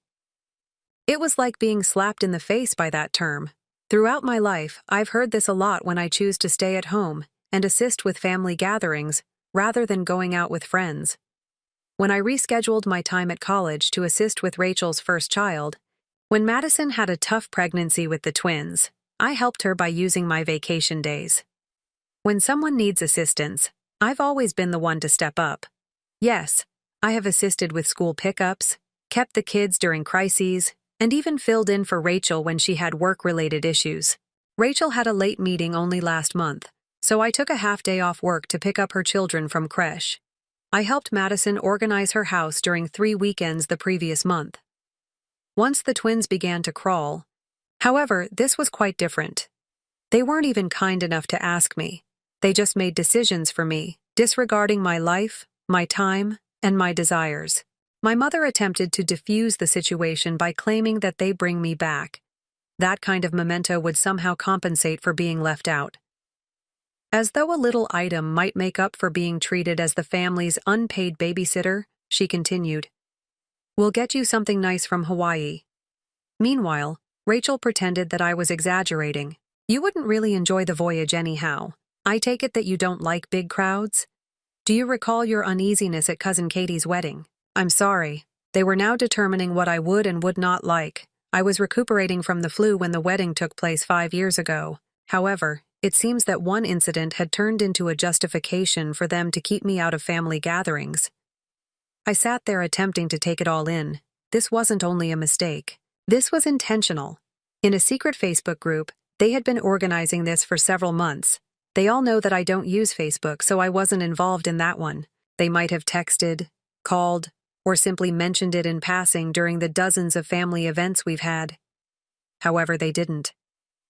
My mother attempted to sidestep my comments about how painful it was to be left out. "It wasn't our intention to offend you. It was only sensible for them." Shortly after, I departed, too upset to continue the debate. It was a blur on the way home. Memories kept coming back, making it difficult for me to concentrate on the road. The times I sacrificed all for them, all the things I had given up. I always choose their needs before my own. However, as the days went by, the rage evolved into something more profound. It was more than just the journey. It has to do with their words, about my family's perception of me. I don't have any wants, goals, or ambitions of my own. I'm just the person they can rely on to be dependable, helpful, and willing to make sacrifices when it suits them. I've mentally rehearsed the exchange several times. I reflected on how I spent the entire night with Rachel when her first child had colic, how I assisted Madison in finding strollers and car seats that would work for twins, and how I've never missed a child's birthday celebration or school function. The more I considered it, the more I understood that this was not a one-time event. They've always treated me like this. I didn't even realize how frequently my family took advantage of me since I was so ready to support and assist them. However, I'm finished this time. I'm not sure how I'll deal with this going ahead, but I'm definitely not going to remain behind to watch the kids. Not now. What are your thoughts? Reddit. Have you ever found yourself in a comparable circumstance? I'll keep you informed as events develop. One update. Hello everyone. I appreciate all of your encouraging remarks on my earlier post. In the last several days, a lot has transpired, and I must disclose how things have gotten out of hand. I made the decision to make one final attempt to get on the trip after reading your remarks. I asked whether I could go on the trip by texting my sister Rachel. I'm hoping we can figure something out. Her reaction was enraged. The cruise is sold out, sorry. We made our reservation months ago, and adding individuals now is not feasible. Even if it meant being on a different deck or taking a separate flight to Hawaii to meet them there, I assured her I would be happy to reserve my own cabin separately. Even though I was still being told that I was excluded, I was genuinely attempting to be flexible. What did she say? If you decide to attend, you must first arrange for childcare. Everything has already been planned. Assuming you'd keep an eye on the children. It dawned on me then that they never intended to include me. The excuse of daycare was just that, an excuse. They had already determined that I would always be the babysitter in this household, I decided as a result. I had previously asked for time off for what they believed to be childcare responsibilities. I choose to utilize it for myself rather than cancel it. A co-worker had told me about this lovely mountain cottage rental, which I found to be quiet, remote, and equipped with hiking paths and a hot tub that looked out over a valley.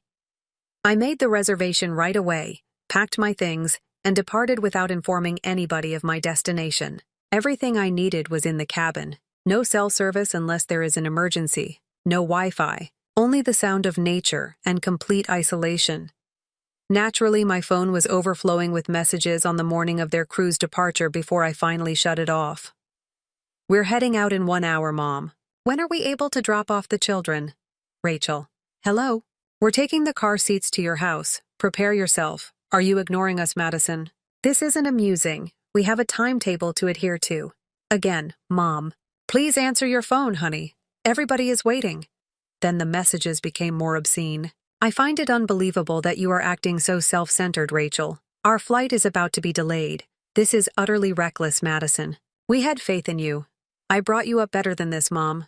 The finest aspect. I had never really received confirmation from them that I would be watching the children. They simply believed that since I've always done it, I would. I'm now sitting in this serene cottage and taking in the mountain sunset, and I feel like I can breathe for the first time in years. No expectations, no demands, and no last-minute crises to deal with. However, I am aware that this calm is fleeting. I haven't turned on my phone yet. And when I switch it back on, I can only picture the drama that awaits me. A part of me feels bad for finally standing up for myself and upsetting the family dynamic. Not for the children, whose care is ultimately the duty of their parents. One commenter's words on my last post are still on my mind. Because you said no, they are not upset. They lost control of you, which is why they are upset. That struck close to home. Am I mistaken for prioritizing myself at last? At minimum, should I have informed them that I wouldn't be available? I'm aware that it wasn't the most responsible thing to do, but it felt like the only way to get their attention after years of being ignored. I mean it. After that, I'll spend the next week in the cabin. I suppose I'll have to deal with whatever happens next. I appreciate you letting me rant. Reddit. After I return and handle the aftermath, I'll provide another update. The second update. Hello, Reddit. It took me a while to take in all that had transpired since my last update. I could really appreciate some outside insight because things have become worse. Do you recall that quiet cottage I told you about? Those 7 days changed my life. I read novels I had been intending to read for years, hiked foggy trails in the mornings, and, for the first time in my adult life, soaked in a hot tub beneath the stars in the nights. During my stay, I got a taste of what it was like to not be at someone's mercy. I started thinking about how I relate to my family. Rachel needed assistance moving residences last December, so I had to postpone a big certification exam that would have furthered my profession. No one else could help her, she had said, that weekend. My siblings gave me plain gift cards, saying they were too busy to shop properly, while I used my whole Christmas bonus the month before to buy presents for all the kids. Madison insisted she had no one else to babysit, so I missed my closest friend's bachelorette party earlier last year, the twins. The trend was consistent. My needs come last, theirs first. But when I got home, the real drama began. Do you recall how I shut down my phone? I had 47 missed calls. I have dozens of voicemails and more than 100 text messages waiting for me. It included everything from blatant threats to guilt-tripping. The most memorable message was from my cousin Madison. Are you aware that we might have reported the child's desertion to the police? They were meant to be your responsibility. What I was reading was unbelievable. How can you leave kids behind? You didn't consent to watch. I wanted to handle this ridiculous threat, so I contacted her back right away. You're not serious. When she picked up, I said, a person cannot be reported for failing to assume a responsibility they have never accepted. She gave a frightening reaction. You were the reason we had to postpone our entire trip. Are you aware of the amount of money we lost? You were meant to be with the children. I said, supposed to be according to whom? I was never asked. All of you made the decision for me. She continued talking about my responsibilities to my family and how I had failed them all. She then revealed yet another explosive. I've already had a conversation with my legal acquaintance. You can be deemed negligent for what you did. I lost it at that point. Before accusing someone of ignoring a duty, your lawyer buddy should advise you to get their real agreement. I have no formal authority to make medical choices for your children, and my flat isn't even child-proof. Have you considered that? She ended the call. Then Rachel's flurry of messages arrived. It seems that she was so anxious that she was only able to enjoy half of the trip and had to leave her children with a neighbor. She wrote, "You've ruined Aunt Jean's retirement celebration completely. Your selfish decision had an impact on everyone's journey." All of this came at an especially difficult time because just last month, none of my family members were available to transport me home following a minor medical procedure. Madison was preoccupied with her daily schedule, and Rachel had an important hair appointment. In the end, I had to pay for a ride-sharing service. Although more subdued, my mother's strategy was just as deceptive. Presumably assuming I couldn't avoid her at work, she phoned me. Your sister's trip had to be shortened. Her voice was brimming with disappointment as she started. Non-refundable reservations cost Madison hundreds of dollars. Do you truly want to be this person? I inhaled deeply before answering. Mom, is this more about what you all want me to be, or about what I want to be? What is the intended meaning of that? It indicates that I'm sick of being used as the family's unpaid babysitter. I am in charge of my own life, career, and ambitions. However, none of you even think about that. We are related. She was adamant. Families support one another. Assistance is anything that is freely provided. Mom, you're referring to duty here. In addition, when was the last time I received assistance from any member of this family? The ensuing stillness was revealing. This is where things start to get interesting, though. My sister made the decision to go public. On Facebook, she has been sharing ambiguous and hostile status updates about poisonous family members and those who lack a basic understanding of family norms. Comments like, "Blood is thicker than water," and "Some people forget where they came from," are coming from our extended relatives. The irony? I was first turned away from the family cruise by these same individuals. My cousin even went so far as to email me a detailed list of all the costs they incurred due to my self-centered actions, including cruise tickets, travel cancellations, and additional child care charges. She is requesting that I pay them back since it seems that their careless planning has made me financially liable. Not only a buddy who knows a lawyer, but a friend who practices law, I presented these communications to, and she let out a loud laugh. According to her, they cannot force you to pay for plans you never accepted. None of this operates that way. I've learned a valuable lesson from the entire situation. This goes beyond babysitting or a cruise. It's about years of abusing my kindness and treating my time and effort like a resource to which they are legally entitled. I've attempted to plan for myself each time. Whenever I wanted to enroll in a photography class last spring, there was always some family emergency that needed to be attended to. When I organized a weekend trip with friends this summer, Rachel joined a book club, so I ended up spending those evenings watching the kids. Madison needed assistance with the twins while her husband was away on business, so I had to cancel. To help me deal with all of this, I've started going to a therapist. She made the point that my family's response, the threats, the humiliation in front of others, and the financial demands are all indications that someone is losing control. They know how to manipulate. Aunt Jean has been the lone bright spot in all of this. I was moved to tears by what she said when she called me yesterday. I was unaware that they had excluded you in this way. I would have stopped it right away if I had known. Family isn't meant to be like this. However, even her encouragement cannot make up for the pain of knowing how my family truly perceives me. I'm not their cousin, sister, or daughter. I serve as their safety net, backup plan, and complementary daycare provider. Going forward, I know I must establish clear limits, but I'm having trouble figuring out what those boundaries should entail. There's a part of me that wants to stop communicating altogether, at least temporarily. Even in light of it, there is another portion that feels guilty. What are your thoughts? Reddit. With family members that don't even grasp the idea of limits, how can you set them? Have any of you had a similar situation? The third update. This will be my last update on the subject, Reddit.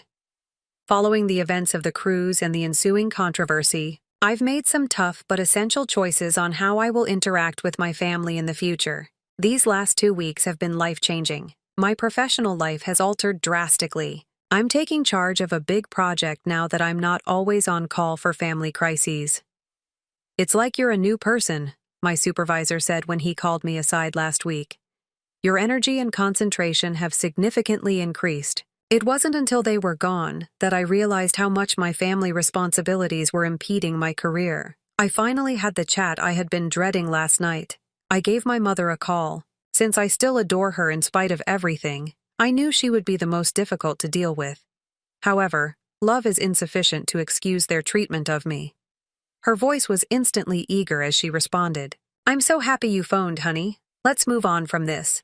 All right, I want to stop fighting now. It's not a conflict. Mom? I responded, maintaining a steady tone. I'm telling you this because I need space. Lots of stuff. What does that signify? Her voice changed from one of optimism to one of worry. I can't do this any longer. I can't be a member of a family that doesn't respect me. Even if I love you. I always get deception and guilt-tripping charges when I attempt to defend myself. A few weeks ago, I would have been devastated when she began to cry. You're just going to leave me. So what? From everyone, even your sister? If maintaining my tranquility requires it. Indeed. From there, the discussion took a turn for the worst. She tried every strategy she had. Guilt about the children. Every day, they inquire about their aunt. Manipulation of finances. Do you recall who assisted with your initial flat payment and even brought up your father's health? His heart isn't doing well under this stress. The most painful part was when she mentioned my early years. For you, I gave up everything. She said, to raise you, I put my career on hold. I didn't miss the irony of her utilizing her own decisions to blame my decisions on me, but I held my ground for the first time. I clarified that although I would continue to send birthday cards to the children, I would require total separation from the family's adults for the foreseeable future. For what duration is the future foreseeable? She made a demand. For as long it takes for me to recover, and for everyone to see that I'm more than simply the family's babysitter. She ended the call. I felt lighter for my sister and cousin than I had anticipated feeling upset. I used a less complex strategy. I disabled their social media profiles and phone numbers. I went through all of the family group conversations on my phone and unsubscribed. I altered my email filters to forward their messages to a different folder and unfollowed them on social media. When I'm prepared to change in, I can check. My life has been amazing every day. I used to be so worried about missing an urgent call from my sister or cousin that I would continuously check my phone. My phone isn't tied to incessant requests from my family anymore. It's just a phone. I've begun taking back my weekends. I joined a local hiking club last Saturday to tackle a strenuous path that I've always wanted to experience.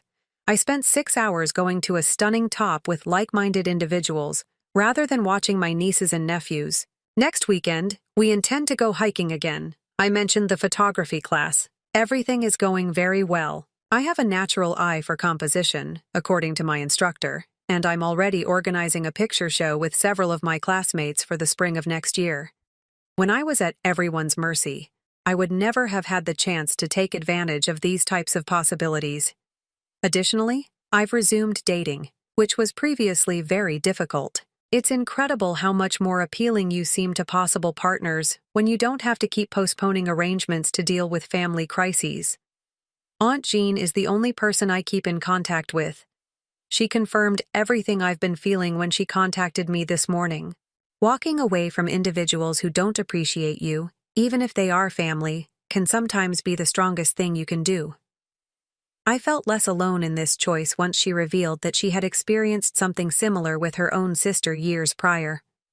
I learned from my therapist that this goes beyond just establishing limits. It's about taking back who I am.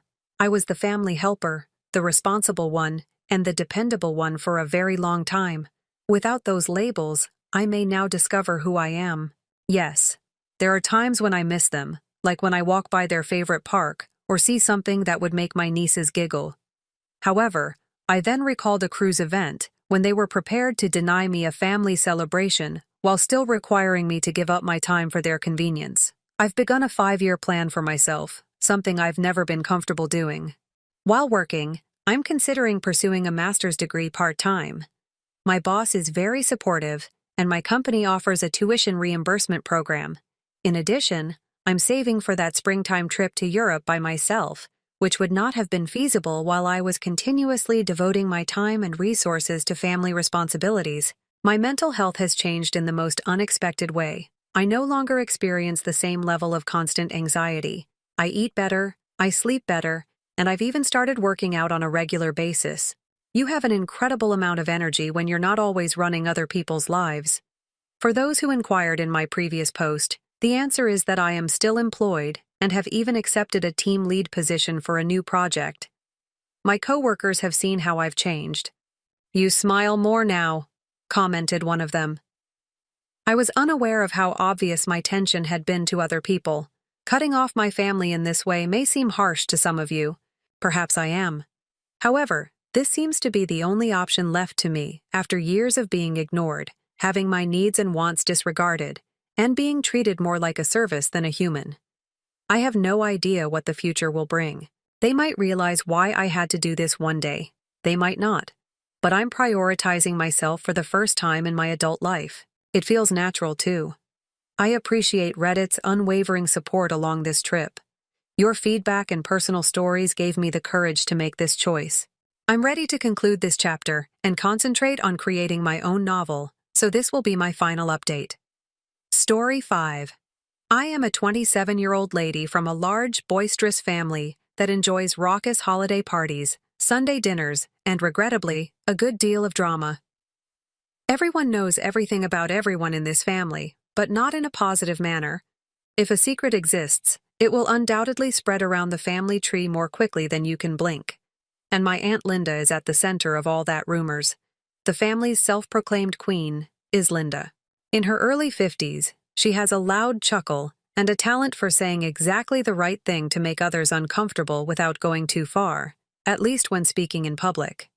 She is the type of person who, at the right moment, can use as a weapon a mental inventory of everyone's errors, failures, and humiliating incidents. Linda had a family supper last weekend. I didn't go. I had to be at work late.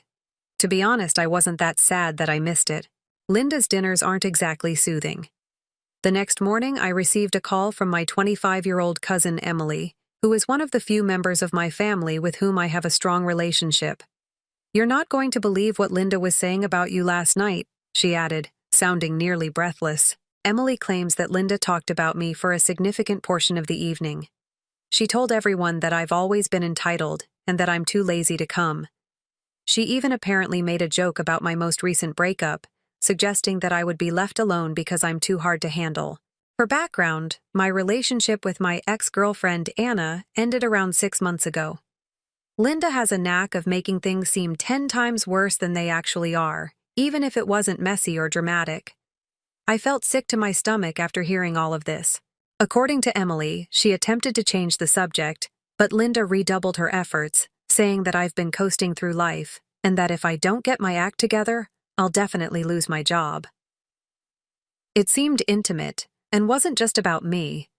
It was like she had been holding back on sharing all of her thoughts about me. This is not the first time Linda has acted in this manner. For as long as I can remember, she has been doing it. She was often commenting on how I picked an easy major while I was in college. She obviously believes that my study of communications is a joke. She has referred to my mother as her own sister. Selfish. I've been told more times than I can remember that my brother must be cheating on his wife since no marriage is so ideal. The worst thing, she gets away with it from the majority of the family. I'm tired of ignoring her, even if they claim it's simpler to do so than to get into a confrontation. I began speaking with other family members over the course of the following several days in an effort to better understand Linda's statements. Her remarks against me were only the beginning, so I wasn't shocked to learn that. Apparently, she had also been disparaging Emily, calling her reckless for choosing to travel rather than settle down. She painted my mom as financially reckless when she made a mocking comment about her borrowing money from a friend last year. Then came the worst part. Linda informed one of my cousins about the infidelity of another cousin's spouse. Just an unfounded, damaging claim with no supporting evidence or background. It appeared as though Linda had chosen to spend the evening amusing everyone with their personal affairs. I felt like a fire after hearing all of this. I was no longer only upset for myself. I felt upset for everyone. Linda was injured. For years, she has been engaging in this foolish behavior, and it seems that the whole family has been avoiding her out of fear of confronting her. I began to consider how I might address her without allowing her to play the victim or distort the facts, which is something she is known for. I came up with a strategy with Emily's support. We understood that we would need to be ready if we were going to face Linda. She is skilled at shifting responsibility and deflecting. So I began gathering what Emily termed receipts. I preserved Emily's texts, in which she described Linda's remarks about me in detail. I asked my mother and a few of my relatives to tell me what Linda had said about them. It was similar to constructing a case for the court, but the other members of the family would serve as the judge. I didn't anticipate the opportunity.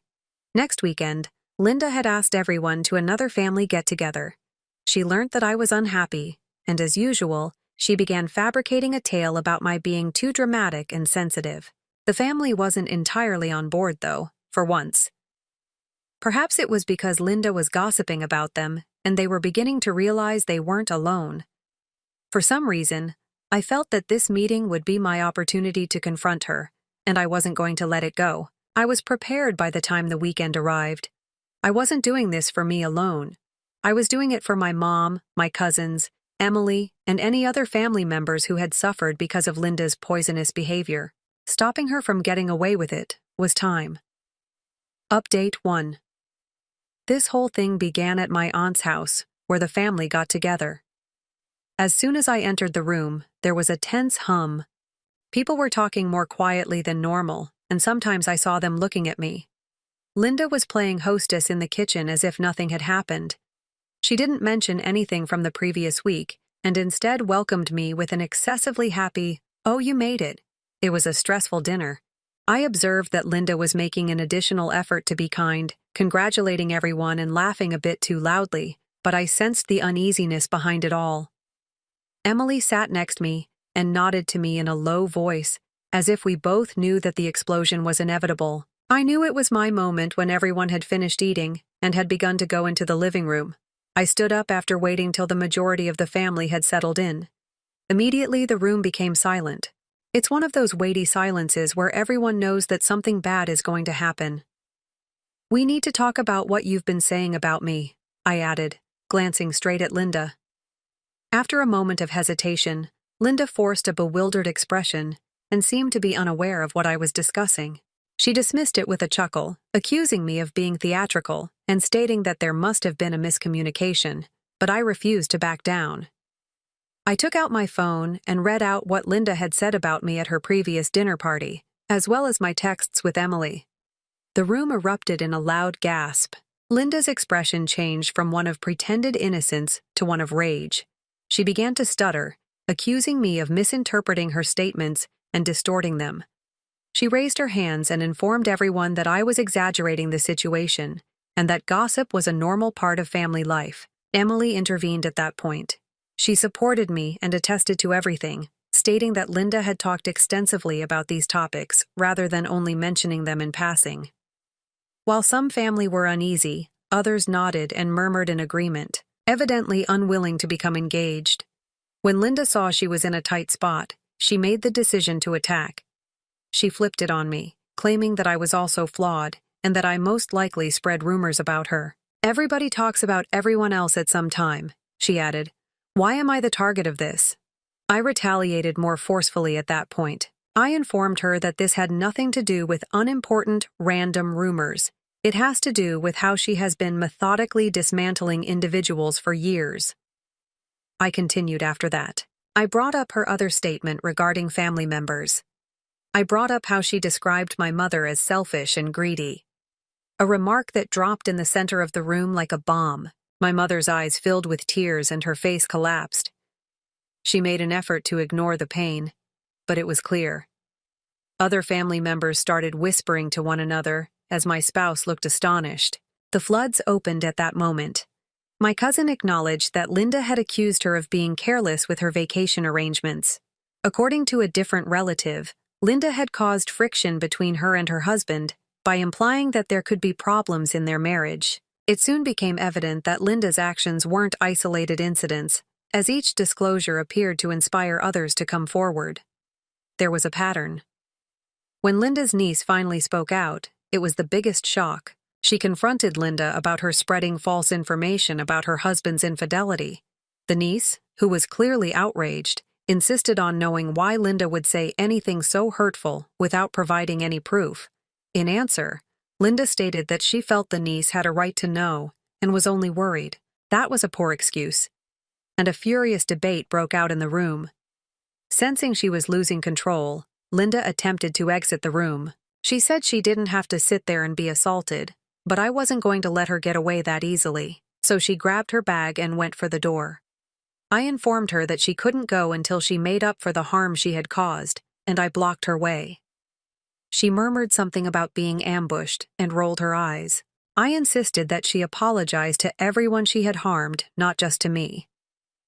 Linda resisted, stating unequivocally that she had done nothing wrong. The harm had already been done when her supporters, mostly her husband and a few of her close family friends, tried to defuse the situation. Individuals had chosen sides. Some supported me, arguing that it was time someone called Linda out, while others protected her, arguing that she didn't mean any harm and that families should be together. I informed Linda before I left that this was not the end of it, and that her actions would no longer be tolerated. "I'd regret turning the family against me," she replied, laughing cruelly. I could still hear the contentious conversations going on behind me as I left. Once a disorganized yet cohesive entity, the family was now split, as well as Linda. She clung to her self-righteousness like a shield, still in the middle of it all. There was no doubt that this was far from over. Update 2. The consequences of the family get-together were felt right away. The following day, my phone continued to buzz. Family members began calling and texting, each with their own perspective on the mayhem. While some were expressing gratitude for confronting Linda, others were attempting to persuade me that I had overreached myself. Some even made an effort to remain impartial, stating that the entire matter was regrettable and ought to be abandoned. However, it was evident that the dam had failed. There was a lot of conversation and a rapid accumulation of Linda-related anecdotes. I hadn't spoken to one of my cousins in months, but she called to tell me about an event in which Linda had circulated a rumor that her teenage daughter was losing her mind. At the time, it had created a great deal of stress in their home, but it was a total fabrication. According to another family member, Linda borrowed money from her a few years prior and never fulfilled her promise to repay it. She didn't want to upset anyone, so she hadn't spoken previously. It became increasingly clear to me as I listened that Linda's actions went beyond just small-time gossip. No one had felt comfortable calling her out until now, despite the fact that she had been causing strife in the family for years. To keep everyone in agreement, Emily, who had been my pillar of support during this entire ordeal, recommended that we create a group chat. My mom, Emily, a few relatives, and I were the only ones there at first. However, once news got out, other family members joined, and the conversation soon expanded. It was startling to see how similar the stories were when others related their encounters with Linda. She spreads rumors about other people, blending falsehoods and facts just enough to make her tales seem plausible. She seemed to like causing drama and seeing the results. Linda may have seen the group chat since she began contacting people one-on-one within a few days. She would give them a call, pretend to be the victim, and fabricate a story about being unfairly singled out. It worked for some. Some family members said they didn't want to pick sides and left the conversation. Others remained silent, observing without taking part. Then the shocking news arrived. A phone conversation with Linda was captured on tape by one of my relatives. Linda acknowledged fabricating some of the information on the infidelity rumor she had disseminated. She stated that she had simply done it to strike up a discussion since she was concerned about the niece's marriage. In the group chat, my cousin played the recording. It resembled petrol applied to a fire. Any remaining skepticism regarding Linda's actions disappeared. The family was in full-blown crisis mode at this time. With Emily's assistance, I determined it was time to confront the situation head-on. I called another family gathering. It was more than a casual get-together this time. Confronting Linda with the growing evidence against her was a conscious effort. Everyone in the group chat was invited, and the majority of them arrived prepared to hold Linda responsible at last. At first, Linda refused to go, saying it was all a witch hunt. However, she had a change of heart and went nonetheless after learning how many people were expected. The meeting began with my niece and her husband questioning Linda about the adultery rumor after she arrived with her husband, who appeared noticeably uneasy. They clarified how the charge had unnecessarily strained their relationship and even resulted in a few restless nights spent fighting over a false claim. No one believed Linda's attempt to dismiss it by claiming she was only watching out for them. Typically a quiet and retiring man, the husband called her out bluntly, stating that her behavior had gone too far. Then my mother said something. She confronted Linda over her remarks that she was selfish and avaricious. My mother had stood up for Linda for years, even putting up with some of her worst actions. However, it was obvious that she was deeply hurt by hearing her own sister say such nasty things behind her back. My mom wasn't having it with Linda's attempt to backtrack and say she hadn't meant it that way. Linda began to lose her temper as more people voiced their complaints. She initially attempted to defend her actions by saying she was simply misinterpreted. She then turned to accusing the family, claiming that she was being unfairly singled out and that everyone gossips. However, she was no longer able to deny it after someone played the recording of her confessing to lying. The tears began at that point. Linda sobbed, saying she was the true victim and that everyone was banding together against her. Some family members attempted to console her. Most of us, however, had had enough. Instead of accepting responsibility, Linda doubled down and insisted she hadn't done anything wrong when someone suggested she should apologize. There was chaos at the end of the meeting. A group of relatives stormed out, refusing to reconcile with Linda until she took accountability. Others lingered, unsure of what to do next. Linda left in a huff, muttering something about cutting ties with toxic people. The fallout didn't stop there. Within hours, Linda was posting cryptic messages on Facebook, sharing the family drama for everyone to see. She posted things like, "Funny how people turn on you when you've only ever tried to help, and blood isn't always thicker than water." Some of her friends and distant relatives chimed in with supportive comments, clearly unaware of the full story. Despite the chaos, the meeting felt like a turning point. For the first time, the family wasn't brushing things under the rug. People were now speaking up, and Linda's grip on the family was starting to slip. It wasn't over, but it seemed like we were finally headed in the right way. Update 3. A week after the family meeting, Linda responded in the most spectacular way imaginable. She sent out an email to the entire family. It was lengthy, full of theatrical language, and oozing with self-pity. She presented herself as the victim, alleging she had been targeted by a vicious campaign directed by me. According to Linda, I was jealous of her strong personality and had been organizing the plan to turn the family against her. The email wasn't only theatrical, It was riddled with half-facts and blatant falsehoods. She accused me of distorting her words and claimed that everything she said had been taken out of context. She also pulled Emily into it, accusing her of being my co-conspirator. Linda's email finished with an ultimatum. Anyone who continued to support me and Emily would be deemed part of the issue, and she wouldn't hesitate to disassociate herself from them. It didn't take long for the email to unleash pandemonium. Relatives who were already distrustful of Linda soon pushed respond, all calling her out for lying. Emily's mom, who rarely gets involved in drama, wrote a lengthy rebuttal refuting Linda's assertions point by point.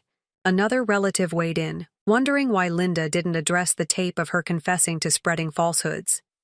With half of the family supporting me, and the other half attempting to avoid it, the email chain turned into a battleground. Then the unexpected turn of events occurred.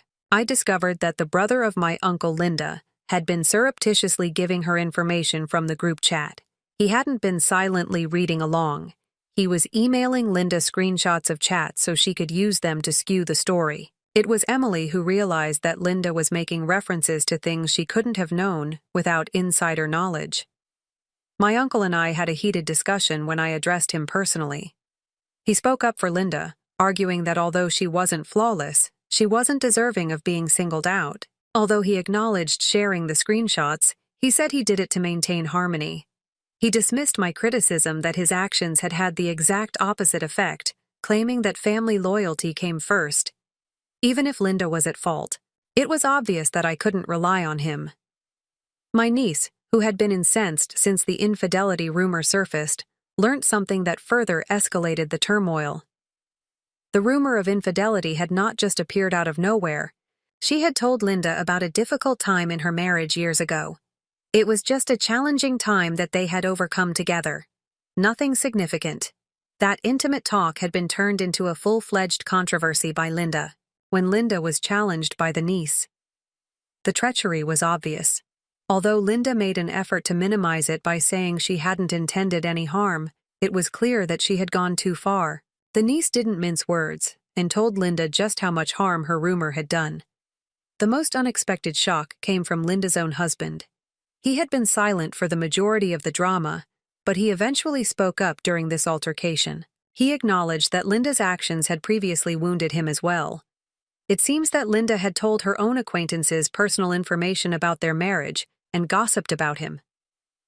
Linda was clearly upset when she heard this from her husband, and for the first time, she didn't recover quickly. I determined that we needed to have another family meeting at this point.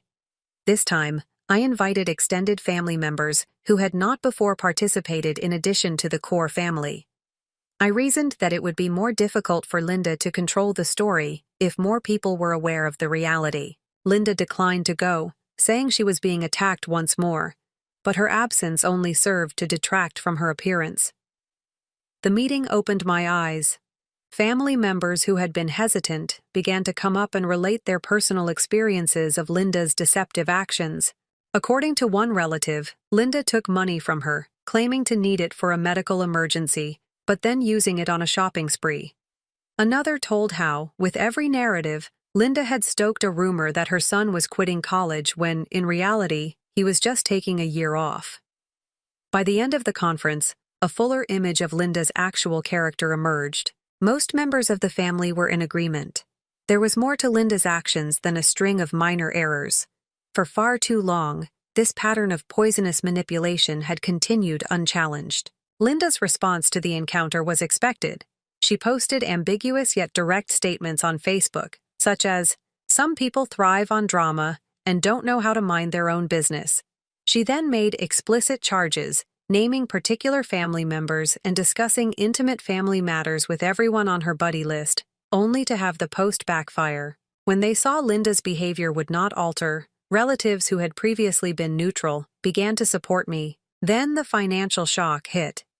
According to another cousin, Linda had been taking out loans from different relatives for years, each time with a different justification. It became evident when we began comparing notes that Linda had been spending the funds to uphold her reputation by purchasing pricey clothing, hosting extravagant parties, and taking unaffordable vacations. When everything was put together, it became clear that Linda's behavior went beyond simple pain. This additional information was used to compute them. I realized it was time for one last confrontation with her. A final meeting update was scheduled. This time, the goal was to hold Linda responsible for everything, not only to confront her. The money scams, the deception, and the manipulation. We decided to have the event at my cousin Anna's place. It felt appropriate because Anna was one of the relatives Linda had borrowed money from. Almost everyone who had been impacted by Linda's actions was on board as word swiftly traveled. Linda learnt about it a few days before to the conference. She warned many family members not to go in a series of desperate letters and messages. She vowed to cut off everybody involved and said it was a smear effort against her. Most of us were unfazed by the texts. Actually, if she was making this much effort to stop it, they simply strengthened our determination. She was obviously hiding something. We met in Anna's living room on the day of the meeting. It was a mixture of feelings, anxiety, rage, and a resolve to stop Linda's shenanigans at last. I began by outlining all of the information we had acquired, including text message screenshots, the audio recording of Linda confessing to lying, and, most importantly, details on the money she had borrowed from many relatives. When I exposed Linda's financial dishonesty, it was the biggest shock. She had taken out thousands of loans from several sources, always with a good reason. The money she had stolen from her grandma, however, was the big surprise. Over the years, Linda's greatest offender, Grandma, had discreetly given her a sizable sum of money. We only lately became aware of how much Grandma was currently struggling financially as a result of it. As soon as Grandma spoke, the room became quiet. She acknowledged that she had been under pressure to assist Linda, who always had a heartfelt explanation for why she needed the money. Linda never fulfilled her pledge to repay it. According to Grandma, she refrained from speaking up sooner because she didn't want to upset the family. That was the pivotal moment. It became evident that we couldn't allow this to go on when our matriarch, Granny, finally admitted the damage Linda had created. The group came to a unanimous consensus. The first step in holding Linda responsible was to get her to pay back the money she owed. Linda arrived unexpectedly halfway through the meeting. She accused us of banding together against her as she entered, defensive and angry. She insisted on knowing why all of us were plotting against her. Linda was playing the victim and dodging like always. However, we were prepared this time. I provided the bank records, the tape, the text messages, and the supporting documentation. She made an effort to refute everything, initially saying that we had misunderstood her intentions or that there had been a misunderstanding. However, since everything was so clearly stated, she could not avoid the fact. Things blew apart at that point. Linda snapped, accusing everyone there of treachery. She tried to place the blame on someone other than herself by pointing fingers and bringing up previous complaints. Her voice increased in volume, but rather than frightening us, it made us more determined. The most surprising part was when her husband eventually spoke up after being mute during the entire incident. He stood up and declared that he could no longer put up with Linda's deceit and manipulation. He disclosed that Linda had been domineering and deceitful even during their marriage. His announcement that he was leaving her, citing years of emotional manipulation and dishonesty, rocked the audience. Linda started crying hysterically and broke down. She said, in between sobs, that she had always been insecure and relied on gossip to feel better. Although it was the first time we had witnessed her showing signs of weakness, the harm she had caused was still there. The family wasn't prepared to forgive her despite her admission. We insisted that she start by apologizing to everyone she had harmed and coming up with a plan to pay back the money she owed in order to make atonement. However, Linda vowed to sever all of our connections and stormed away instead of complying. She slammed the door behind her as she left, shouting that we would regret turning against her. Without Linda's presence, the family started to heal in the days and weeks that followed, and family get-togethers seemed more relaxed. Her chatter had caused tension in relationships, but those relationships were beginning to heal. With the help of the family, Grandma made it plain that Linda would no longer be getting financial assistance. Meanwhile, Linda became more and more alone. She kept exposing the situation openly on Facebook through her posts. However, the number of individuals interacting with her decreased. She was banned or completely unfriended by relatives, Even her closest family members began to turn away from her because they were sick of the poison, realizing the magnitude of her actions.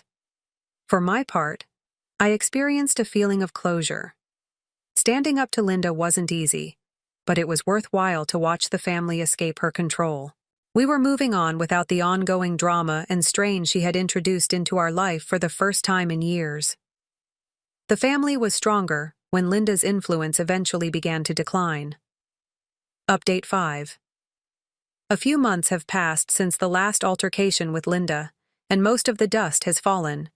Without Linda agitating the situation, family get-togethers feel lighter, more relaxed, and far less stressful. Relationships that have been strained for years are being repaired and reconnected. Grandma, who had always stood up for Linda, even appears more relaxed now. But Linda hasn't completely vanished. In the weeks after the altercation, she began contacting family members one-on-one. She tried to provide her side of the story by calling and texting several people, including my mother. She maintains that the family had treated her unfairly and that she was misinterpreted, claiming that she had always meant good. Her appeals were rejected by some. Most of us didn't want to allow her back in since we'd heard enough. A no-tolerance policy was decided upon by the family. We all agreed that although forgiveness was a personal choice, we could not support Linda's actions. There wouldn't be any reluctance in shutting it down if she attempted to create discord or publish false information once more. After giving it some thought, even Grandma officially severed Linda's financial ties. She declared that under no circumstances would she lend Linda money again. Given how much she had previously made it possible for Linda, it was a significant stride for her. Cut off from her regular source of income, Linda started to suffer as a result of her bad spending patterns. There were rumors that she was having trouble maintaining her way of life. She was late on certain expenses and had maxed up her credit cards. For the first time, family members who had previously loaned her money made it plain they would not be doing so again. Without someone to save her, Linda was dealing with the consequences of her behavior. Then, I received a surprising call from Linda's daughter, who had been away from her mother for years. She wanted to thank me for confronting Linda, after hearing about everything via the family gossip. It had taken her years to separate herself and create a life free from Linda's influence, she explained, recounting memories of growing up with a mother who lived on control and manipulation. It was painful and affirming to hear her point of view. The extended family was obviously not the only group affected by Linda's actions. In the meantime, relatives who had been entangled in Linda's web were relocating to one another. After being severely impacted by Linda's adultery rumor, my niece and her husband were trying to mend the hurt. They began attending couples therapy, and we're improving and reestablishing our mutual trust. Bonnie informed me that they felt stronger as a marriage, and that it had been a big relief to remove Linda out of their lives completely. Concern over Linda's actions extended beyond her close relatives.